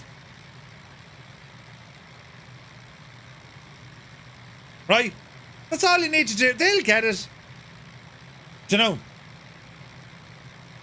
It's free on YouTube right now. Those magnificent men and their flying machines. Oh, nice. Nice. Forget about it. Bendy, brilliant. That was pineapple on pizza in sign language. Alright, plane, let's see what we can do. You have been keened. Wait, what? Was I? I wasn't keened. With the pinch. That's the one, Bendy. Imagine if they were all Spitfires in the flyby. Monty, we've done that before, man. Absolutely incredible. Right. Lower the legs. And down cometh the landing gear. Where was I keened? For some reason, everyone in Milan kept saying something in Italian. I don't know what it means. Ho, letto, tutto. I read everything. Keen, Lafford. Like, I'm going to start me plane because of you. I've just been keened. Ooh! Keened in Italian. Right? Bloody hell. As an Italian, says Danielle, I watch your stream muted and figure out that you were saying what you were saying, but by the way you moved your hands. Yes! Good man, Murphy. International communicator by using hand signals. It works, you know. Permission to buzz the tower? Negative, Ghost Rider. The pattern is full. Who makes the Duke? It's from Black Square, published by Just Flight. You were keened in Russian the last time you were in Egypt. Was I? That's brilliant. That's brilliant, Keen. And at the same time, you know, feck you. Can I get a refund? No, there's no refunds. Jesus, look at the runways here. They kind of point towards each other, look. Look at that. What the deuce? How? Now, was one a taxiway, I wonder? No. Look at that. The runways actually verge towards each other. That's not dangerous at all. There was cars on the runway. Yes, that's our type of landing. Everyone's going for the left. I'm going for the right. So we'll just maneuver our way into the left here. Oh, nothing to see here. No, that's the wrong way. Nothing to see here. All is well. We'll just kind of sneak it in here now, lads. The right one has the cars. We'll just sneak it back over to the right now. No one has to see this at all. Flaps. Let there be flaps. Easy now. Easy. Oh, look, there's cars there, look. Easy. Easy. The left has cars too. If there's cars on the run, what? Sounds about right. Yeah. There are many cars driving on the runway. Everyone parked over there on the left. Who's this ahead of me? Ah, brilliant. Easy now. Runway 1 neener. Easy. Dreamy, sleepy, nighty, snoozy, snooze. Muse! Scared the life out of me. Easy now. We want a gentle touchdown, please. Nice and easy now. Yes. Easy. Easy. Oh, Jesus. Easy. I feel like I'm very prepared for any sort of landing due to what happened yesterday in the storm. I mean, we were landing sideways. Do you know what I mean? Bluebird 757 delayed until 2025. Not surprised there. I really want that to be a roaring success, but Bluebird, it's all talk, and that's what I'm worried about. Making statements like this will be the best, this will be this will be this. You know what I mean? And now they're delaying it. Oh, Jesus. Ah, Jesus. And they actually said they were releasing that aircraft in flights in 2020. Which kind of boggles belief. Because if Flight Sim 2024 is released and it's every bit as good as we're expecting it to be, we're just not going to use Flight Sim 2020. I mean, why are you going to sit there for 10 or 15 minutes for your sim to load? You're just not. And that also makes me a little bit worried. Because, well, what if Flight Sim 2024 does release, but it's not exactly where we want it to be, meaning we're still going to be using 2020? The words, oh bother, will be used quite a lot. Right?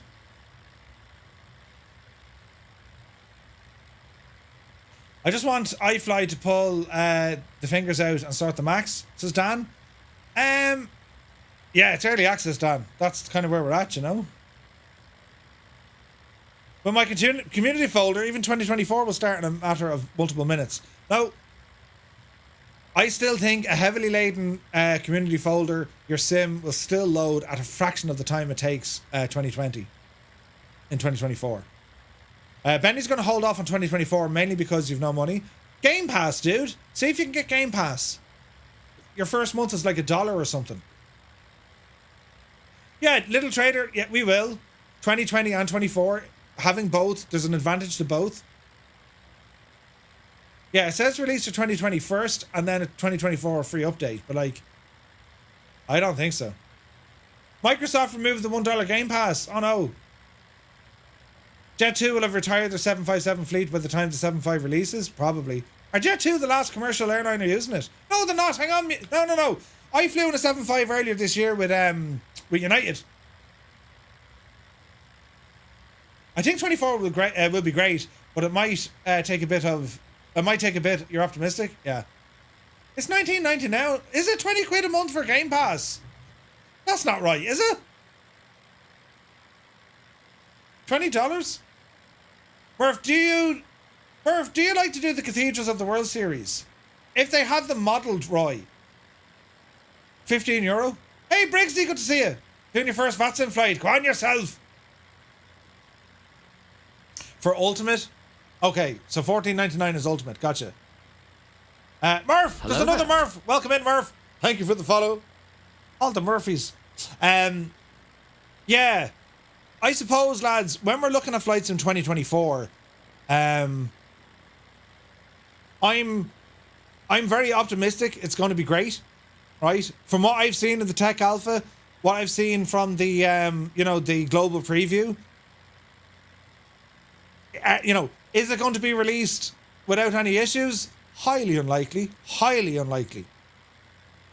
But yeah, listen, doesn't matter. It really doesn't matter. It's going to have things that we will absolutely love and go, holy crap. And it'll have things that we'll be saying, how in the name of Jesus did that happen? I mean, you can pretty much tell it from... You can, but it's not going to make us not love it. We're going to love it. We're going to love and cherish the new sim, even if it pains us to do so. Because, friends, we know they're moving flight simulation in the right direction. You know what I mean? Eagle Castella is away to bed. Good luck to you. I need everything new. Yeah. 2020 had issues. Absolutely. And I think it's fair to say where 2020 is at now, it's fairly stable, isn't it? I mean, it's fairly stable right now. And it still has issues, but it's fairly good, The only thing I can't get my head around is the name of the waypoints, is how to read them. If you're struggling on how to read them, Briggsy, call them out phonetically. By their letters, but phonetic, as in A for Alpha, B for Bravo, that kind of stuff. Murph asks, Murph, what's the best yoke you've used? Jesus, the best yoke. Up until this point, probably the Honeycomb Alpha, but I'm getting a CL60 in a couple of days or weeks. And I imagine it's going to be the CL60 because that has force feedback, A Skoda. Shut up, Muse! One thing I'm hoping for in 2024 is multiplayer on those missions. Example, firefighting. Dan, we're not going to see that straight away, though. That's the problem. That is the problem. Platy trying flying. I need 1,000 or 100 megabyte internet or megabit. PC should be okay for another few years. Yeah. Thing I'm loving about 2024 roadmap is how committed they seem to be using and publishing open data, says Story Girl. Yeah, that's pretty cool. That's pretty cool. Sterling says, Murph, it's great to see this tech develop and move forward. It's awesome. Yeah, 100%. Wing Orion rudder pedals. I haven't used them, Thompson. For me, the best rudder pedals in the business are from Thrustmaster, and they are the TPR rudders. The pendular rudder. They are the closest set of rudder pedals you will get to what's in the real airplane, in particular when it comes to general aviation. They just are. They just are. And you can moan and whinge all you like. I'm telling you, Thrustmaster hit the absolute nail on the head. The TPRs are incredible. I'm not a fan of the cloud stuff. My internet isn't the best. I'd rather download it so you can play offline. You can still do that, Bendy. You can still do that. I think 20 can be so frustrating because otherwise it's great. So the blemishes really stand out. 737 for $70 seems like a steal to me. Yeah. Right, says, forgot to ask, since the latest update of GSX, during a flight my system suddenly restarts itself. The strange thing is that I switch off restart if crash. Does anyone have the same experiences? Roy, it's those exact reasons I have GSX turned off. I only use it in the rarest occasions that I think the aircraft needs it. The likes of the Phoenix. Even the Phoenix, actually, I wouldn't. I have the Charlies, love them, hard to find. Charlies are good, yeah. Roy, yeah, it's GSX. When it works, again, it's one of those programs, when it works well, it works very well. When it doesn't, it's infuriating. Right, friends, shall we go visit the pyramids? Not your flaps. Power coming in. Let's go fly. Alex, thank you for the follow. When GSX supports GA, I'll use it. It kind of does support GA.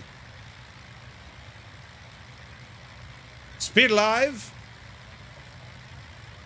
V-Flight, you really got to fix the sounds on this, man. Those two engines roaring. Upsy daisy.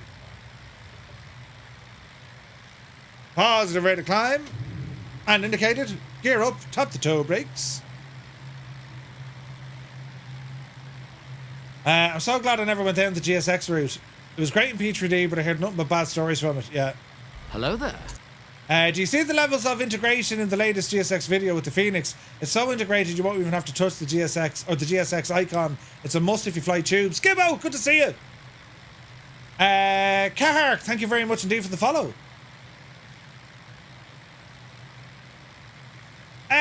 Yeah.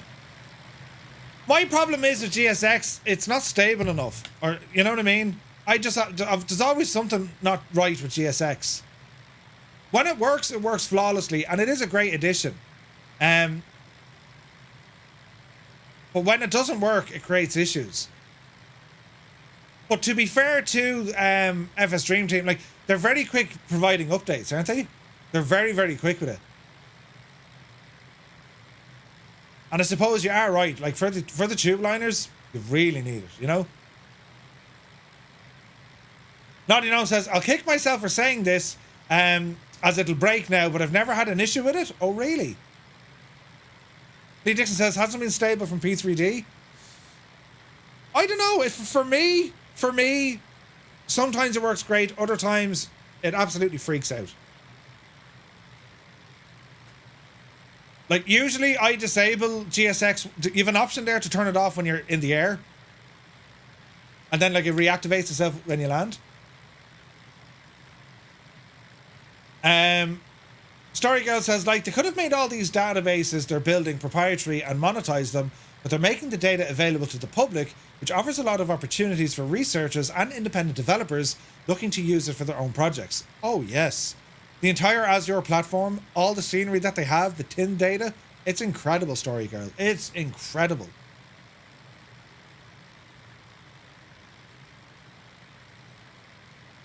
I don't know, like, with GSX, it's just one of those add-ons. If you're flying the tube liners more, it's better suited to them, isn't it? It depends on your flying.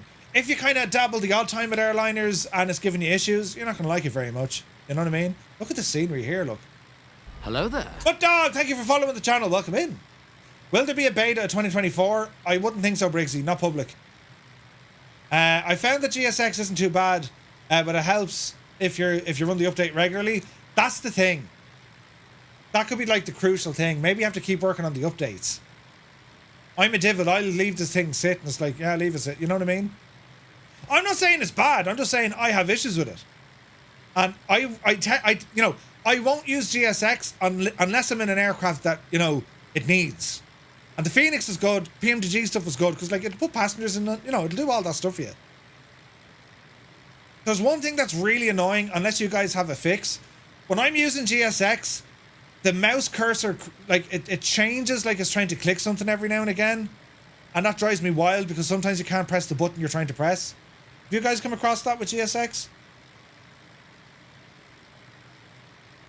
Jesus, look at the speed. We're doing a very wide berth here around the old airport. Just to, you know what I mean? Seemingly 2024 now allows you to do a lot of what GSX currently does, according to the new SDK docs. It allowed developers to do an awful lot, yes. Because I think, is it 100 meters I think they can start drawing stuff? So they could put people walking, yes. But they can also put vehicles moving. They can do all those things. Ah, Gibbo, are you not on cloud 9 and feeling 100%, my dude? We'll do a terrible attempt at trying to cheer up our very own Gibbo Ireland, because he is the man that wears man trousers and man clothing, right? And sometimes hilarious hats. I even got the man a pair of Crocs and he threw them out. But lads, can we please now group together as one large community, as we do, put the pints of Guinness and Moats straight into the chat, lads. Straight into the chat, because, well, this one is for Gibbo Ireland. Tune!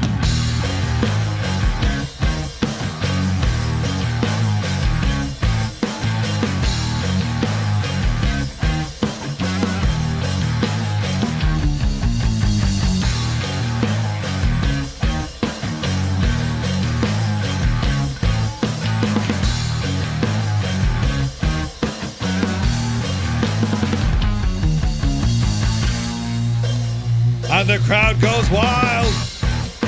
Ah, lads, look at that support.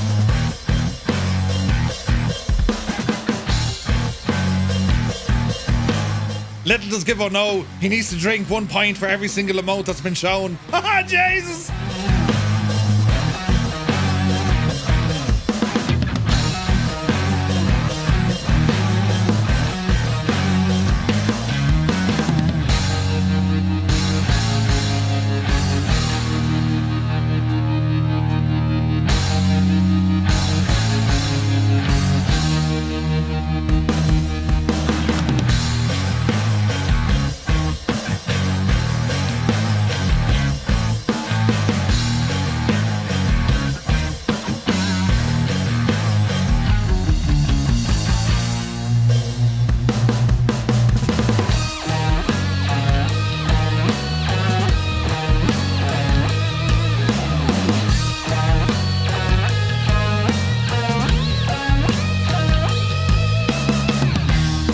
Celebrating loop-to-loop for Gibbo. Come on, lads, it has to be done. It has to be done.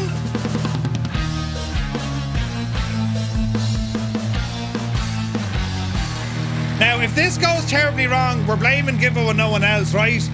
Can we do a celebratory loop-to-loop for Gibbo Ireland? We're committed. You're up the hill. Oh, Jesus. Go on. Oh, Jesus, come on. We're doing it. We're doing it. Go on, you devil, you. Oh, Jesus, we're doing it! Ah, brilliant! Who's with me? Just, oh, God. Right now, Murph, fix this. Fix it! Oh, no, sweet lamb and oh! Ladies and gentlemen, we've done a thing! Yeah, baby!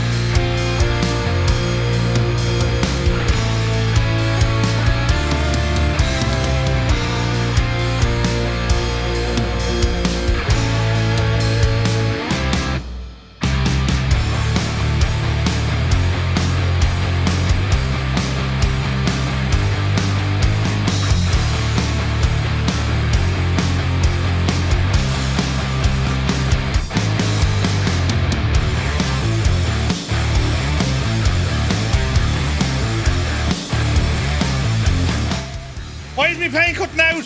Why is me plane cutting out? Ah, Jesus, we're in trouble! No! No! It's on fire and burning! Oh, I'm about to break me plane! Get the gear down! Get the gear down! Jesus! Ah, come on, out of it! What's after happening? This wasn't part of the script at all! Shut music!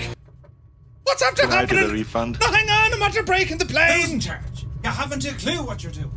Right, Fish now, is this a fuel issue? Did we run out of fuel? We have sufficient Look at fuel. this big eaters. Yep. No, hang Going on. the wrong way. No, hang on, we've loads of fuel. What happened? Start her up there, Betsy. What did we... Jesus, go handy. No, start the other one. Oh, Jesus, we're smoking out of the engine. Get a load of this guy.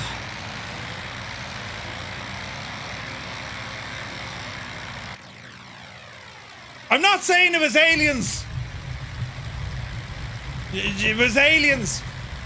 And not your flaps. Bloody hell. Dude, have you been drinking? I have, Ted. I've been drinking like a mad eater. Come on, plane. You can do it. Oh, Jesus, we're going... Come on, get up into the air. Get up, you devil, you. Yes. Yes. Yes, we have recovered the situation. Handled like a true professional. It's fine. It's fine. It's totally fine. To be fair now, did you see the reactions of a cat? Right? I mean, I knew there was a problem without even thinking. Deployed the landing gear. and we landed gently. Truth be told, I'm so experienced after the last 24 hours of flying. That's how we fix things. That's how we fix things. Right, now, buttons. Jesus. Cyrus T is here feeling under the weather as well because he just finished work. You poor devil. Right, what's my altitude? Get us up there to 2,000 feet. There you go. Right, all is well, almost in the realm. Are we going the right way? Sorta, kinda. We'll be alright. The curse of Tutankhamun, right? That explains the crash. Would she drink oil? She would if she got it. Oh. A god of war and hunting.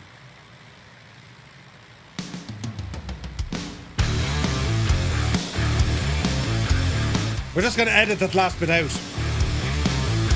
Angels 1-5, there is smoke coming from your tail.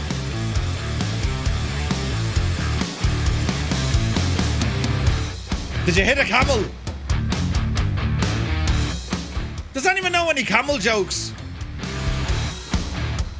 Keep it clean now. Oh no, I got one. Shh, I'll tell you good now, right? So there was 2 camels anyway, right? In the desert. And one camel said to the other camel, Jesus, it's hot in this desert, isn't it? And the other camel said, holy Jesus, it's a talking camel. Come on!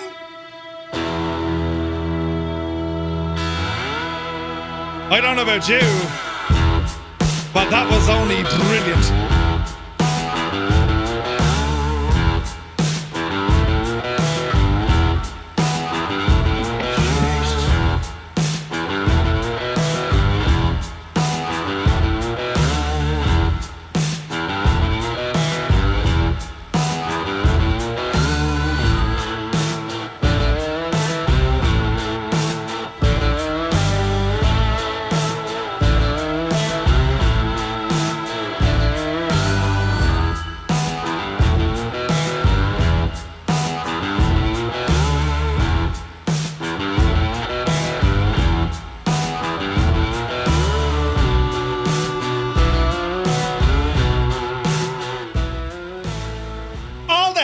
Look, you're only mad because you didn't come up with that great joke like I just did, right?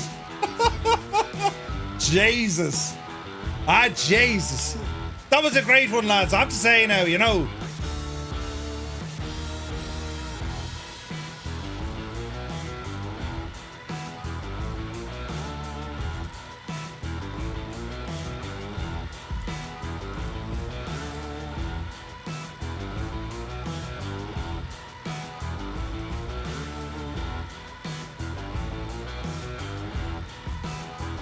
I just got back from Dubai, where I was offered 40 camels for my wife. I usually smoke Marlboro, but hey, deal's a deal.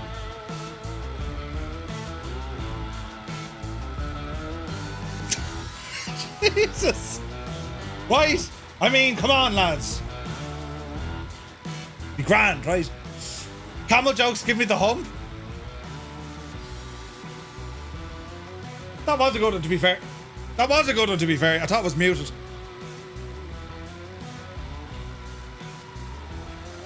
That didn't even qualify for a dad joke. Hang on a second, Scott. That was brilliant. What's the difference between Cleopatra and King Arthur? One had Camelot, the other had a lot of camels. Mr. Scoo is back. Good to see you. Where did you park your Camelot? Did you ever ride a camel? Wait. Did you ever go for the... wait. Bald, did you ever have a go of a camel? Wait, did you ever get a camel ride? That's the one, yes. Did you ever ride on a camel? Did you ever... I know what I'm trying to say. I mean, I see the words in front of me. I'm just trying to process them, you know? Yeah. Look at the cut of this. Everyone, your flying skills are amazing. This, friends, by the way, we're on the outskirts of Cairo.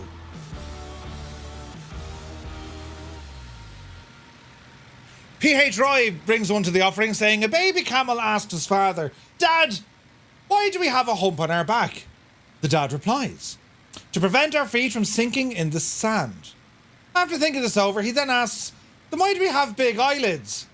The dad replies, to prevent the sand from entering our eyes. The baby camel finally asks, Dad, what the hell are we doing in a zoo? Oh, Jesus.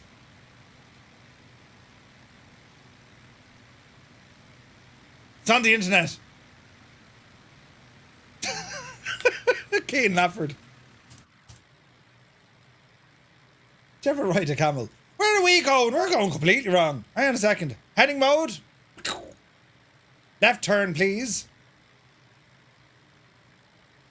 Thank you. Murph, did you fall off? Wait, did you fall on the throttles? Oh, balls! No, Jesus, no! I was just testing the thing. We're testing the thing. The thing works though. Great news. The thing works. Where am I going? Oh yeah, we're going over. Oh, look, friends. The pyramids of how they would have appeared some 4,500 years ago. This is going to be awesome. You clipped the engine failure. What are you talking about? Murph, I used to play in a band called Flight to Cairo. Did you? How do camels blend into a desert party? They wear camouflage. Brilliant. Camouflage.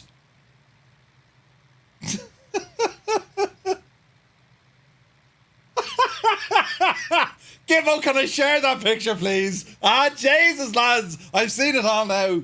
I mean, you've heard of Aquaman's donkey, right? Ah, come on, I have to share it. Let me share it. Let me share it. This will be brilliant. Oh, fantastic.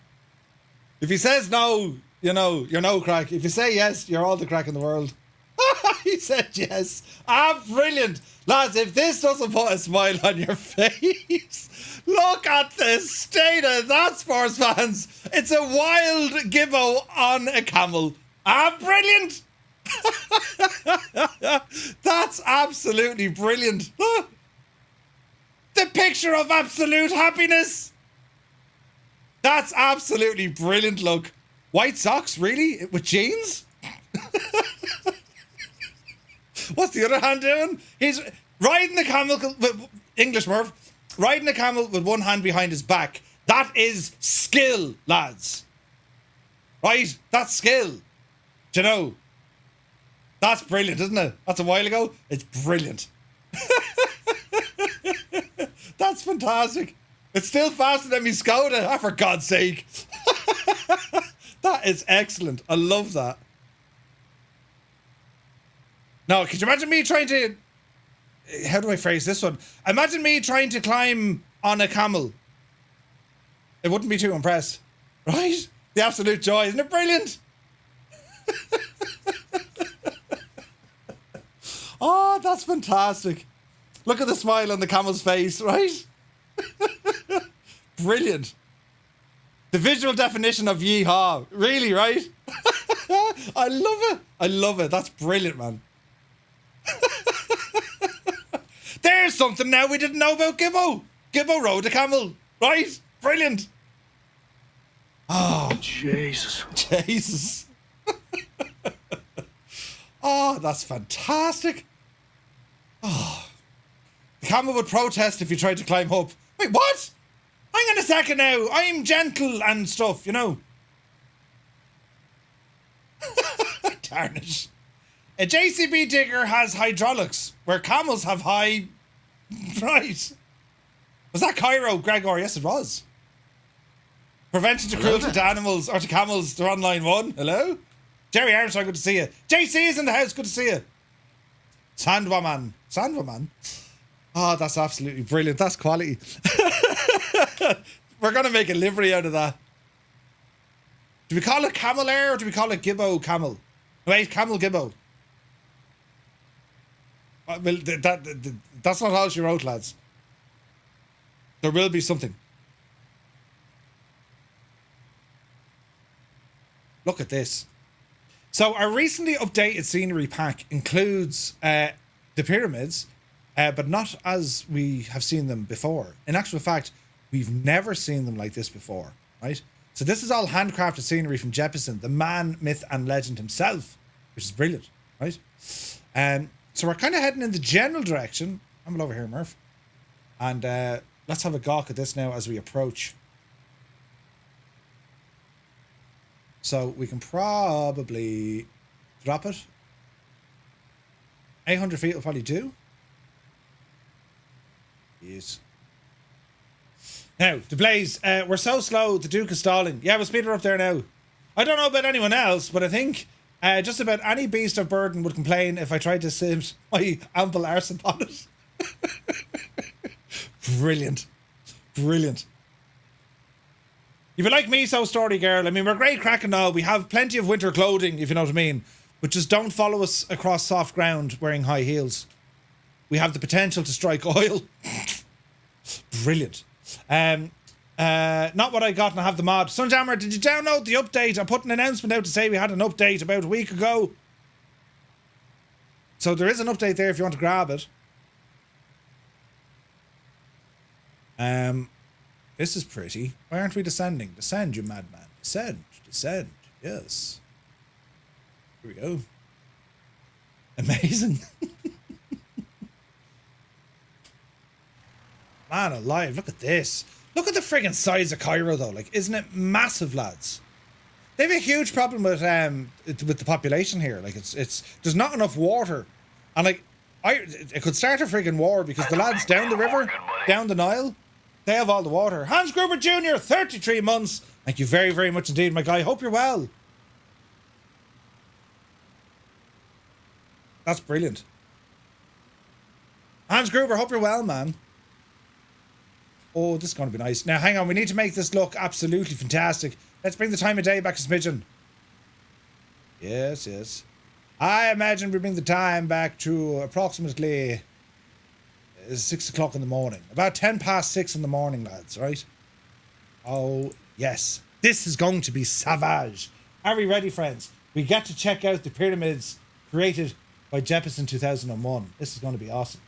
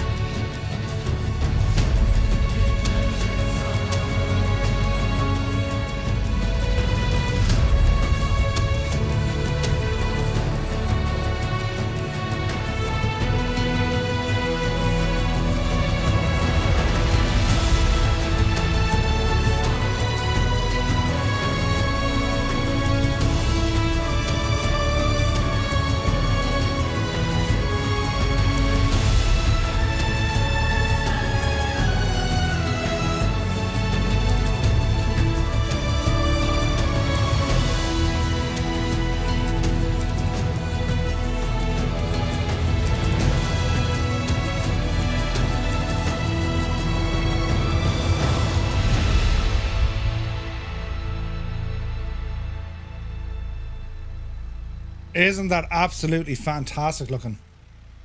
That is gorgeous. That's a big 10-4, good buddy.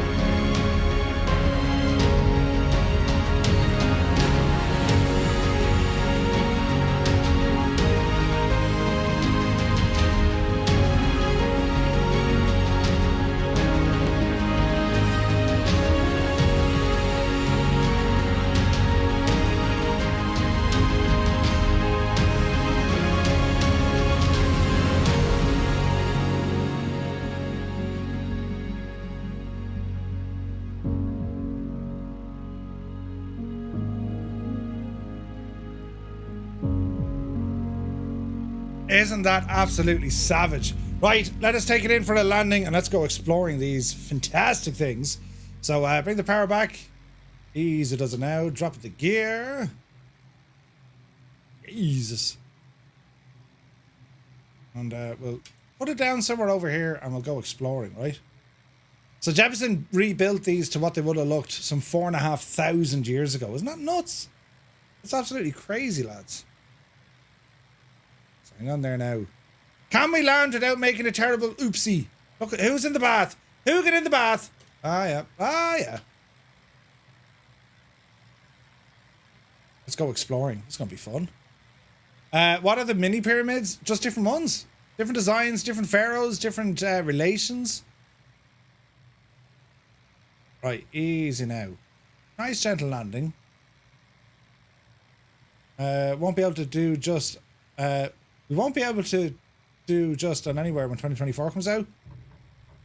We're going to get... Like, in 2024, you have like a proper walk-around mode. Like, that's brilliant. Right, easy. Look at the cut of this, lads. Right. Let's explore, shall we? All of this created by Jefferson, lads. Isn't it class? Look at that. Look. Look at the cut of that. There's a Volante thingy over there we need to grab. Look at that, though. Isn't that brilliant? In 2024, we can get over a plane and walk about. Yeah, Teresa. Yeah, 100%. That's class looking, isn't it? Look at that, lads. Let's go exploring. Isn't it absolutely brilliant? This is all handcrafted by Jefferson, look. Incredible detail.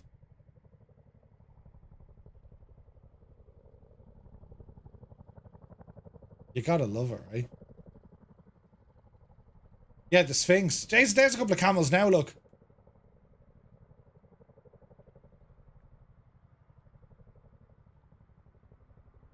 Doesn't he look... He's a fierce, happy-looking camel, to be fair to him, isn't there?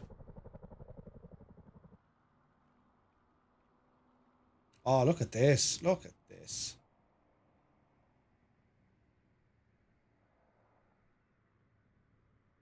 Two Sphinx. That's mad looking, isn't it? Is that how the Sphinx looked? Doesn't look happy it has the hump. Is that what was originally on the Sphinx? That's mad, isn't it?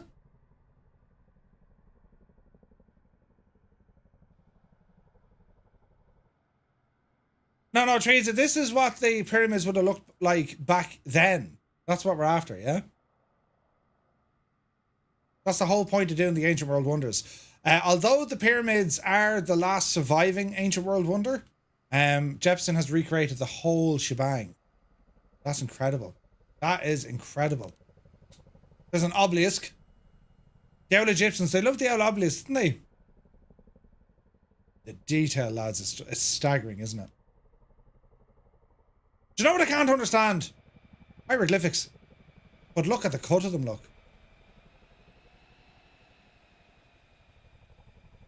That's awesome. The detailing is unbelievable, isn't it?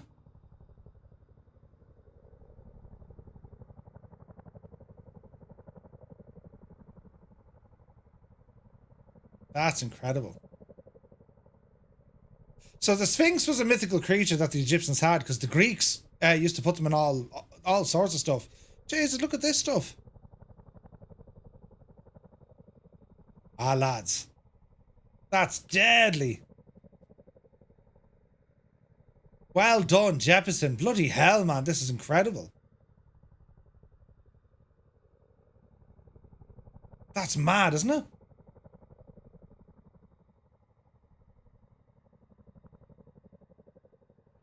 Man, they're class. Look at this.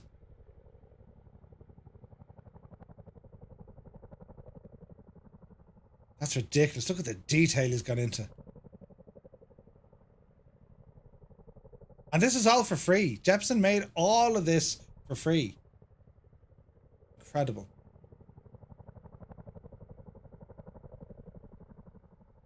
Look at these lads.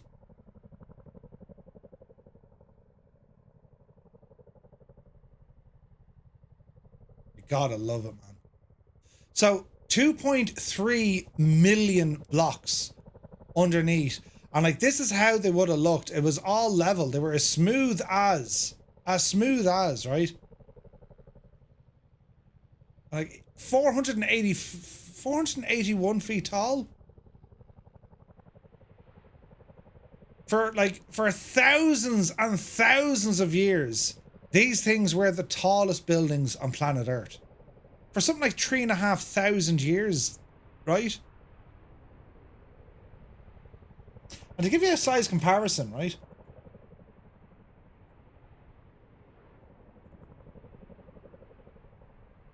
There's the pyramid, there's Big Ben, the Statue of Liberty, and the Leaning Tower of Pisa. That's the height difference. It's pretty nuts, isn't it? It's pretty nuts. It's awesome.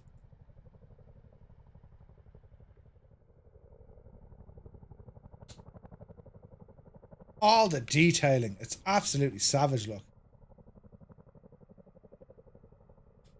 Jefferson, you have once again friggin' excelled yourself, mate. Hasn't he?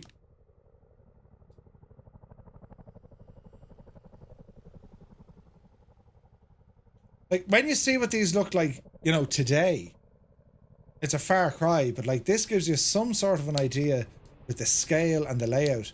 Who landed in here, look? Deadly. Wait to see this. This is class.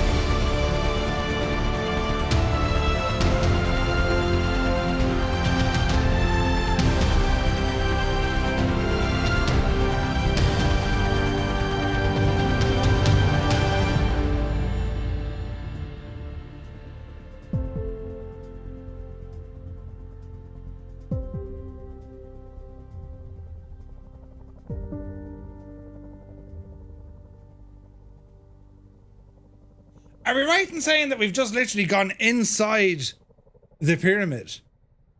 We've just gone inside a pyramid, lads.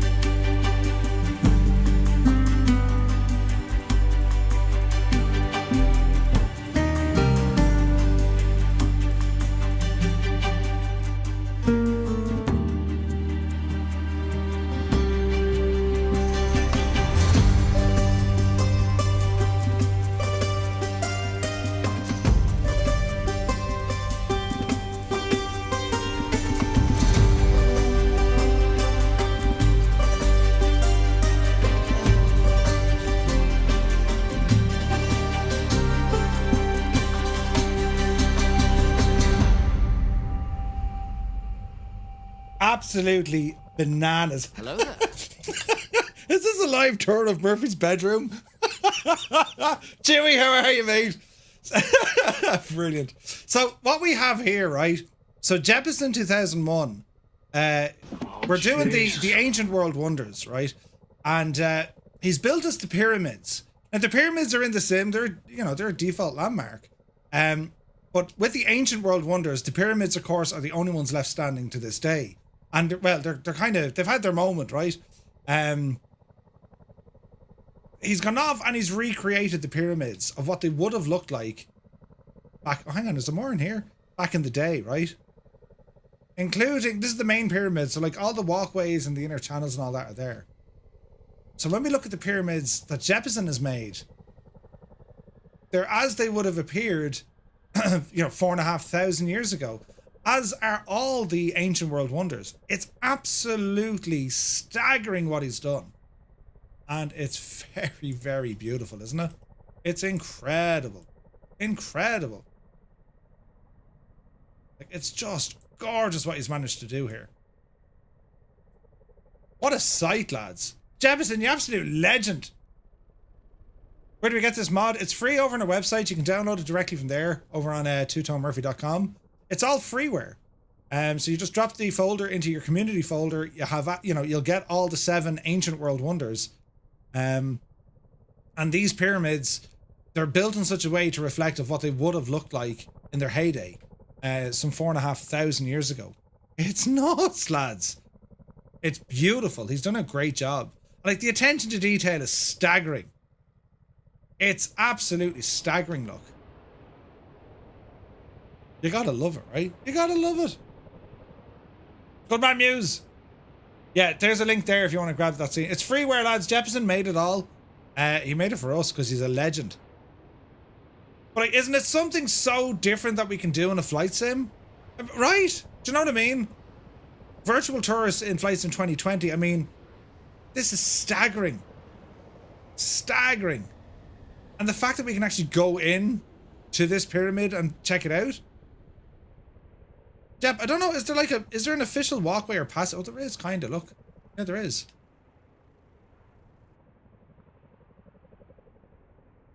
Like that, isn't it nuts, lads?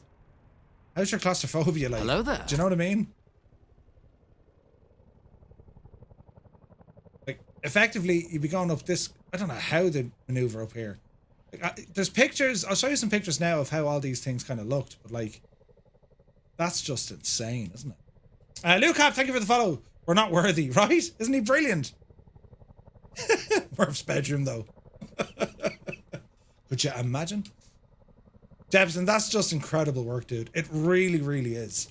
And like, that's where we're talking about the granite and stuff, right? So briefly, looking at some of the real world pictures of it. So the pyramids, as they stand today, 2.3 million blocks. Million, right? Some hieroglyphics, the layout of the whole plateau. Drive it on. Artifacts that were taken out of there. Mortar between the core rocks. So that was like their mortar. The dudes who found it. Remaining casing stones, look. Jesus. The first layer. I mean, look at the accuracy that Jeppesen did. Look at the accuracy, lads. Isn't that nuts? See the old archway going in, completely covered, and then here's another entrance in here. It's staggering. Staggering. This is back in 1909, the first excavations when they went in and they found stuff.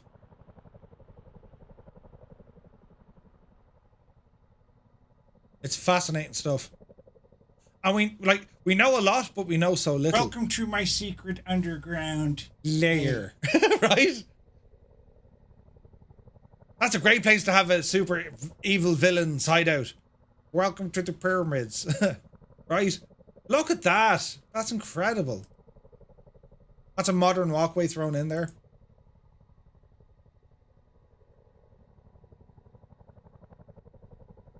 Man alive, look at that. King's Chamber. It's just staggering, isn't it? It's beautiful. Absolutely beautiful. Jepson, you did an absolute cracker of a job on this, mate. It's incredible. Why are the pyramids so clean looking? So they're restored back to what they would have looked 4,500 years ago. Like, this whole series is based on the ancient world wonders, and it's to give us an idea of how these wonders would have looked back then. The pyramids are the last remaining wonder of the ancient world. They're the last standing. Everything else is long gone. And tonight we're on episode 4. Next week we check out another ancient world wonder. But I think he's done an exceptional job here, lads, hasn't he? It's so different, like we're in a flight sim. You know what I mean? We're in a flight sim. It's class looking. Lego pyramid life size coming for Christmas, right? Brilliant. Right, we shall leave it there. Back into our little Twin Comanche, and we're now going to head for our final stop of the night, lads, which is over. It's just over the road. But I do have some more information, because well, the looting, right? So we'll get ourselves airborne, and we'll talk a little bit about the looting, and then also some of the modern discoveries and the excavations. And I need to fly into that Volanta thingy as well. Right, let's just go for it. Let's just go for it, right? Let's see what happens. This is the V-Flight Air Twin Comanche. It needs a bit of work. It needs a lot of work. The sounds just aren't in it. That's why they're down low.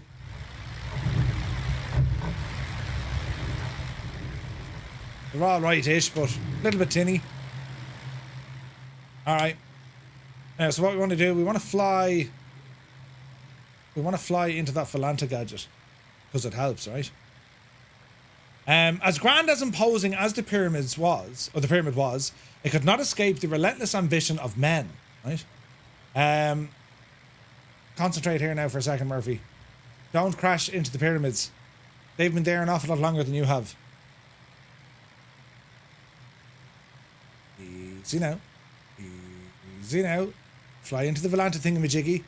Don't clip the pyramids. There we go. There we go. Ching. Did we get it? I think we got it. Yes! No, we didn't! Ah, come off of it! How did I miss that? There's no way I missed it. Hang on. We'll go... Oh, Jesus. We'll go back and grab it. Bank angle. Bank angle. Hang on. We need to get the thing. Don't miss it now. This time, you big idiot. Solid lock on prime. Right, here we go. Fly straight into it, Murphy. No. Into it. Yes. Yes! Now, that was it. We got it. Ah, come off of it. We got it. Right. That's not important now, friends. Right? Oh, Jesus, no. That's weight and balance. Autopilot, please. Thank you. Autopilot. Nav mode. Yes. Vertical speed. Down the hill a little bit. And we shall lock in our altitude at... Where are you? Call it 1400. I'll do. And nav mode doesn't want to play, so we're going to have to go heading mode. And turn us left here, please. All the way around, call it 300 degrees. And we'll arm nav here as well when it comes in, right? So, from the earliest days of the Egyptian history, the treasures buried within the pyramids became the target for opportunists, tomb raiders, and looters alike. The monumental structure that was meant to preserve Pharaoh Khufu's journey to the afterlife instead became a victim of the very mortal greed it was meant to transcend. The first instances of looting likely began during the first intermediate period, roughly around 2181 BC, a time of political instability and social upheaval. The collapse of the centralized authority of the pharaohs meant that the royal tombs, especially those as grand as Khufu's, were no longer sacrosanct. As dynasties rose and fell, so did the protections around these sacred burial grounds, leaving them vulnerable to plundering. Right? Mad. By the time of the New Kingdom, it's believed that much of Khufu's treasures had already been stolen.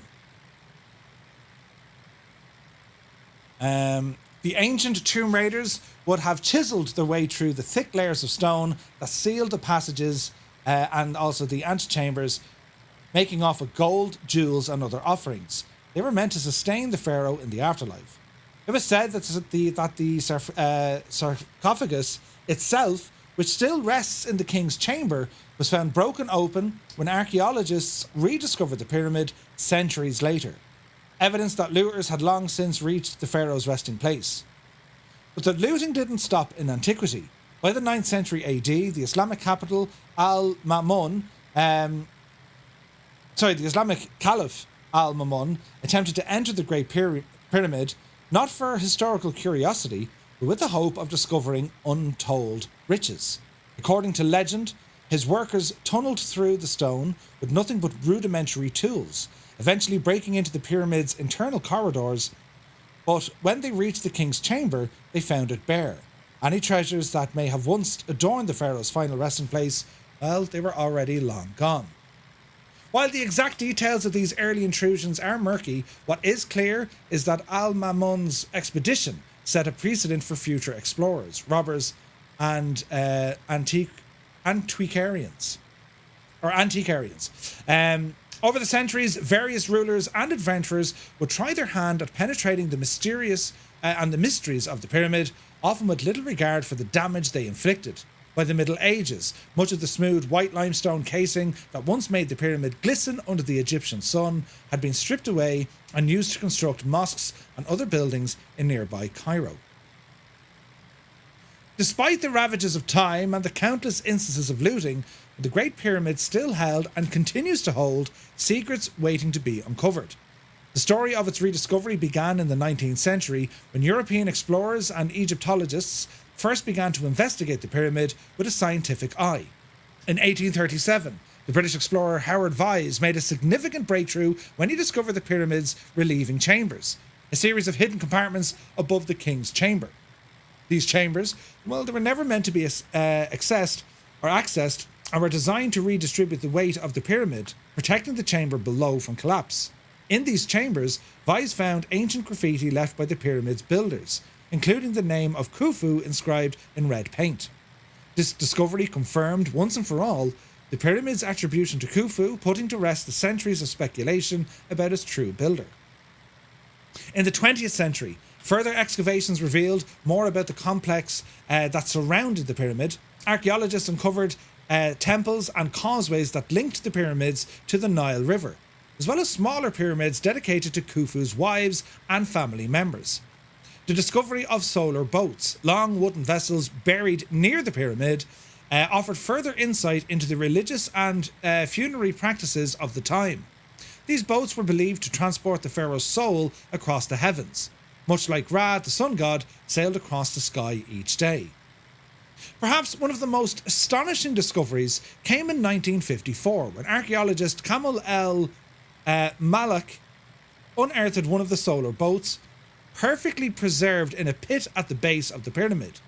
The boat, made of cedar wood and over 140 feet long, had been dismantled and buried in pieces, ready to be reassembled for the pharaoh's journey through the afterlife. After years of careful restoration, the boat now sits as a testament to the extraordinary craftsmanship and religious devotion of the ancient Egyptians. More recent discoveries have continued to captivate the world. In 2013, archaeologists found the Diary of Mirror, a logbook kept by an overseer of the workers who transported the limestone blocks used to build the pyramid.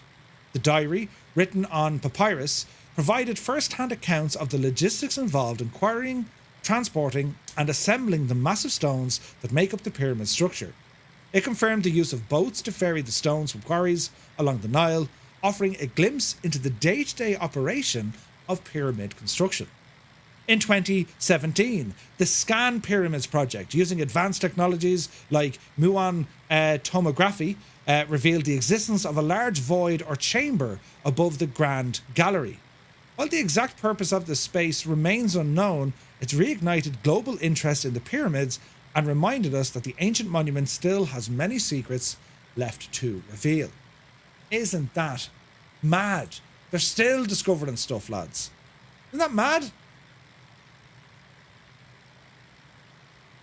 Crazy. Thank you for subscribing. Welcome in. Yeah, it's a Volanta quest marker. That's the one, yeah. Kilroy was here, right? It's one of those. Right, our runway, lads, it's just here.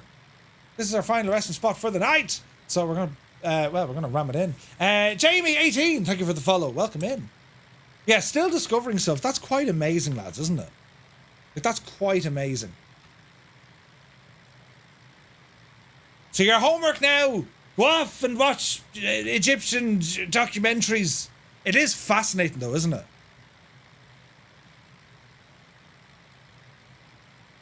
I visited the pyramids. You got explosive diarrhea, says John. Jesus, John. Thanks for sharing, John. Yes, yes. That wasn't now from the pyramids. I imagine that was from the food, right? Stargate. Yeah, yeah. Go off and watch Stargate. And aliens. Yeah, yeah. It was all about the aliens. Nuts, lads. Like the 7 ancient wonders. Like, we're learning I'm learning so much. I'm like, what? That can't be right. And then you realize, no, it is right. You know?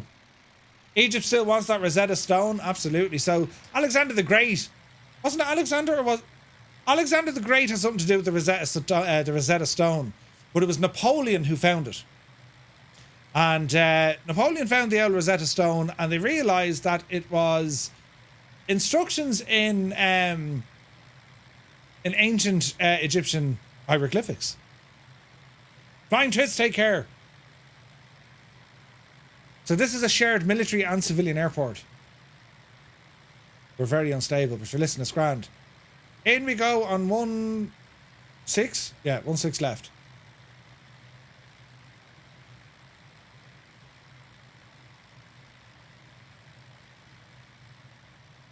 The Egyptian stuff, it's fascinating. And considering how old and how advanced they were as a civilization, like you're talking, the Greeks refer to them as ancient. Touchdown. Like, the Greeks refer to the Egyptians as an ancient civilization, an ancient people. 4,500 years ago. And just to put things into context, the history of civilization, the first civilization being the Sumerians, who would have occupied, you know, Ur and Uruk and all these places in Iraq, they date back to about 4,000 BC. That's about 6,000 years ago. So here we are, you know, 2,000 years after kind of the Romans, 4.5 or 2,500 years after the Greeks, and 4,500 years after the Egyptians. As in, you know, the age of the pharaoh, the dynasties and all of this. Ptolemy II, who was Cleopatra's brother, Ptolemy was descended from one of Alexander the Great's generals, Ptolemy. So they weren't technically pharaohs of the old. Do you get me? Ptolemy II, he ascended the throne when his father died, and Cleopatra was his sister. Yeah. And I don't know if you know it, the Cleopatra story. You've often heard the romance between Cleopatra and Antony, Mark Antony, that is, who was Caesar's right hand man. He was Caesar's general, Marcus Antonius, and then Gaius Julius, or Gaius Caesar of the Julii, or Gaius of the Julii, known as Caesar. Fascinating stuff. When it gets into the Roman stuff, it's incredible. Even though Egyptian texts can now be translated, nobody has a clue as to how it was pronounced, since it's a symbolic language, not phonetic. Yeah, nice step. Isn't that mad? So we don't actually know. So we can kind of get ideas, but no way of knowing how the pronunciations were actually, how they actually sounded, you know? Wasn't there the same text in 3 languages on the Rosetta Stone? Yes, there was. Ducks. There was Greek, Egyptian, and something else. Wouldn't have been Latin, was it? Was it Latin? It wasn't too a feud dynastic that man, the pharaoh, started the link between them and God. Fascinating to think that. Yeah, it's crazy, isn't it? You need to go watch some alien documentaries now, right? Lads, it's absolutely fascinating, and I want to thank you also very, very much indeed for joining me on tonight's flight. I've learned a ton. I hope you've learned bits and bobs, and it's just been an incredible flight. Loving all the aircraft you guys brought. The PA-30 from V-Flight Air, it needs work. We're not going to... There's no point kind of telling you what it isn't. But let's hope the developers can manage to get that aircraft patched, updated, and a little bit better. Do you know what I mean? So again, a massive thanks to everyone for joining us. Huge thanks to Jeppesen 2001 for creating all of this. This entire series, all the scenery is all thanks to Jeppesen. And it's incredible to think here we are in a modern flight simulator, able to do this kind of stuff. The group flying, we're mixing in the aviation. We did a bit of nav there tonight, but you know, to explore this kind of stuff, where would you get it? Where would you get it? And of course then, look at the cut of all these aircraft that are with us. Comanches, SR-22s, Diamond DA-42s, Vision Jet, Cessna 310s, we've got a friggin' extra 300 there, Cessnas, the Dukes, Islanders, you know, a Twin Comanche is there, we got a C-130. Absolutely incredible getting to see all these aircraft, isn't it? Isn't it deadly, isn't it? It's just brilliant. I love this. Like after the stream, we all return to where it is, life normally is. But like we're literally from all over the world and we're all joined together doing this sort of stuff. I think that's just class. Like, it's class. So if you're asked tomorrow, where did you go last night? Jeez, we went to Egypt. We were checking out the pyramids. Do you know what I mean? Actually, Donegal Irish is based on the Egyptian hieroglyphics. Tristan, brilliant. Brilliant. Lads, absolutely incredible. Our next stream is tomorrow night. We're doing some European Truck Simulator for Firefly Logistics. We're trucking. If you're interested in that, Truck Sim is always great fun. And look, the Condor. We're just going for a spin somewhere in Europe. Wednesday night, we're bringing the news and have a new sound pack for a helicopter to show off. Epic Fool, you need to hear it. And then on Friday night, well, we have a group flight. And what are we flying on Friday? We're flying in another aircraft from Inibills, but Microsoft have the rights to it now, the Mitsubishi MU2. That's our flight this coming Friday. So we've got plenty more content this week. I want to thank you all so much for tuning in. For all the likes on YouTube, guys, I really do appreciate it. It helps out the channel a lot. And for everyone here on Twitch, your support tonight, nothing short of amazing. And I want to thank you all so very much indeed. So, any FM on Friday? Any FM? Or Forza? I'm not sure yet. Not sure yet, Cybok. We'll see how the night goes. But anyway, lads, have a wonderful night. Thank you all so much for tuning in.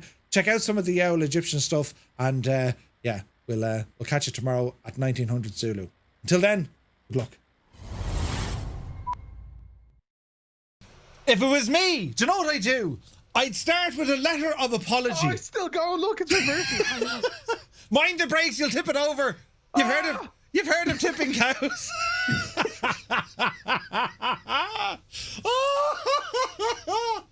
What's that? What's that? 6-1, is it? No, it's 5-1. It was 5-1 earlier, wasn't it? No, it was 4-1 earlier. Oh, was it? Murph, you put me off. You know, I put you off. Microsoft, it's Murph. Someone clip this if you can. Do you hear the sounds? I've been blaming aircraft developers. Asobo or Microsoft need to fix this. Do you hear the noise? Outside the plane?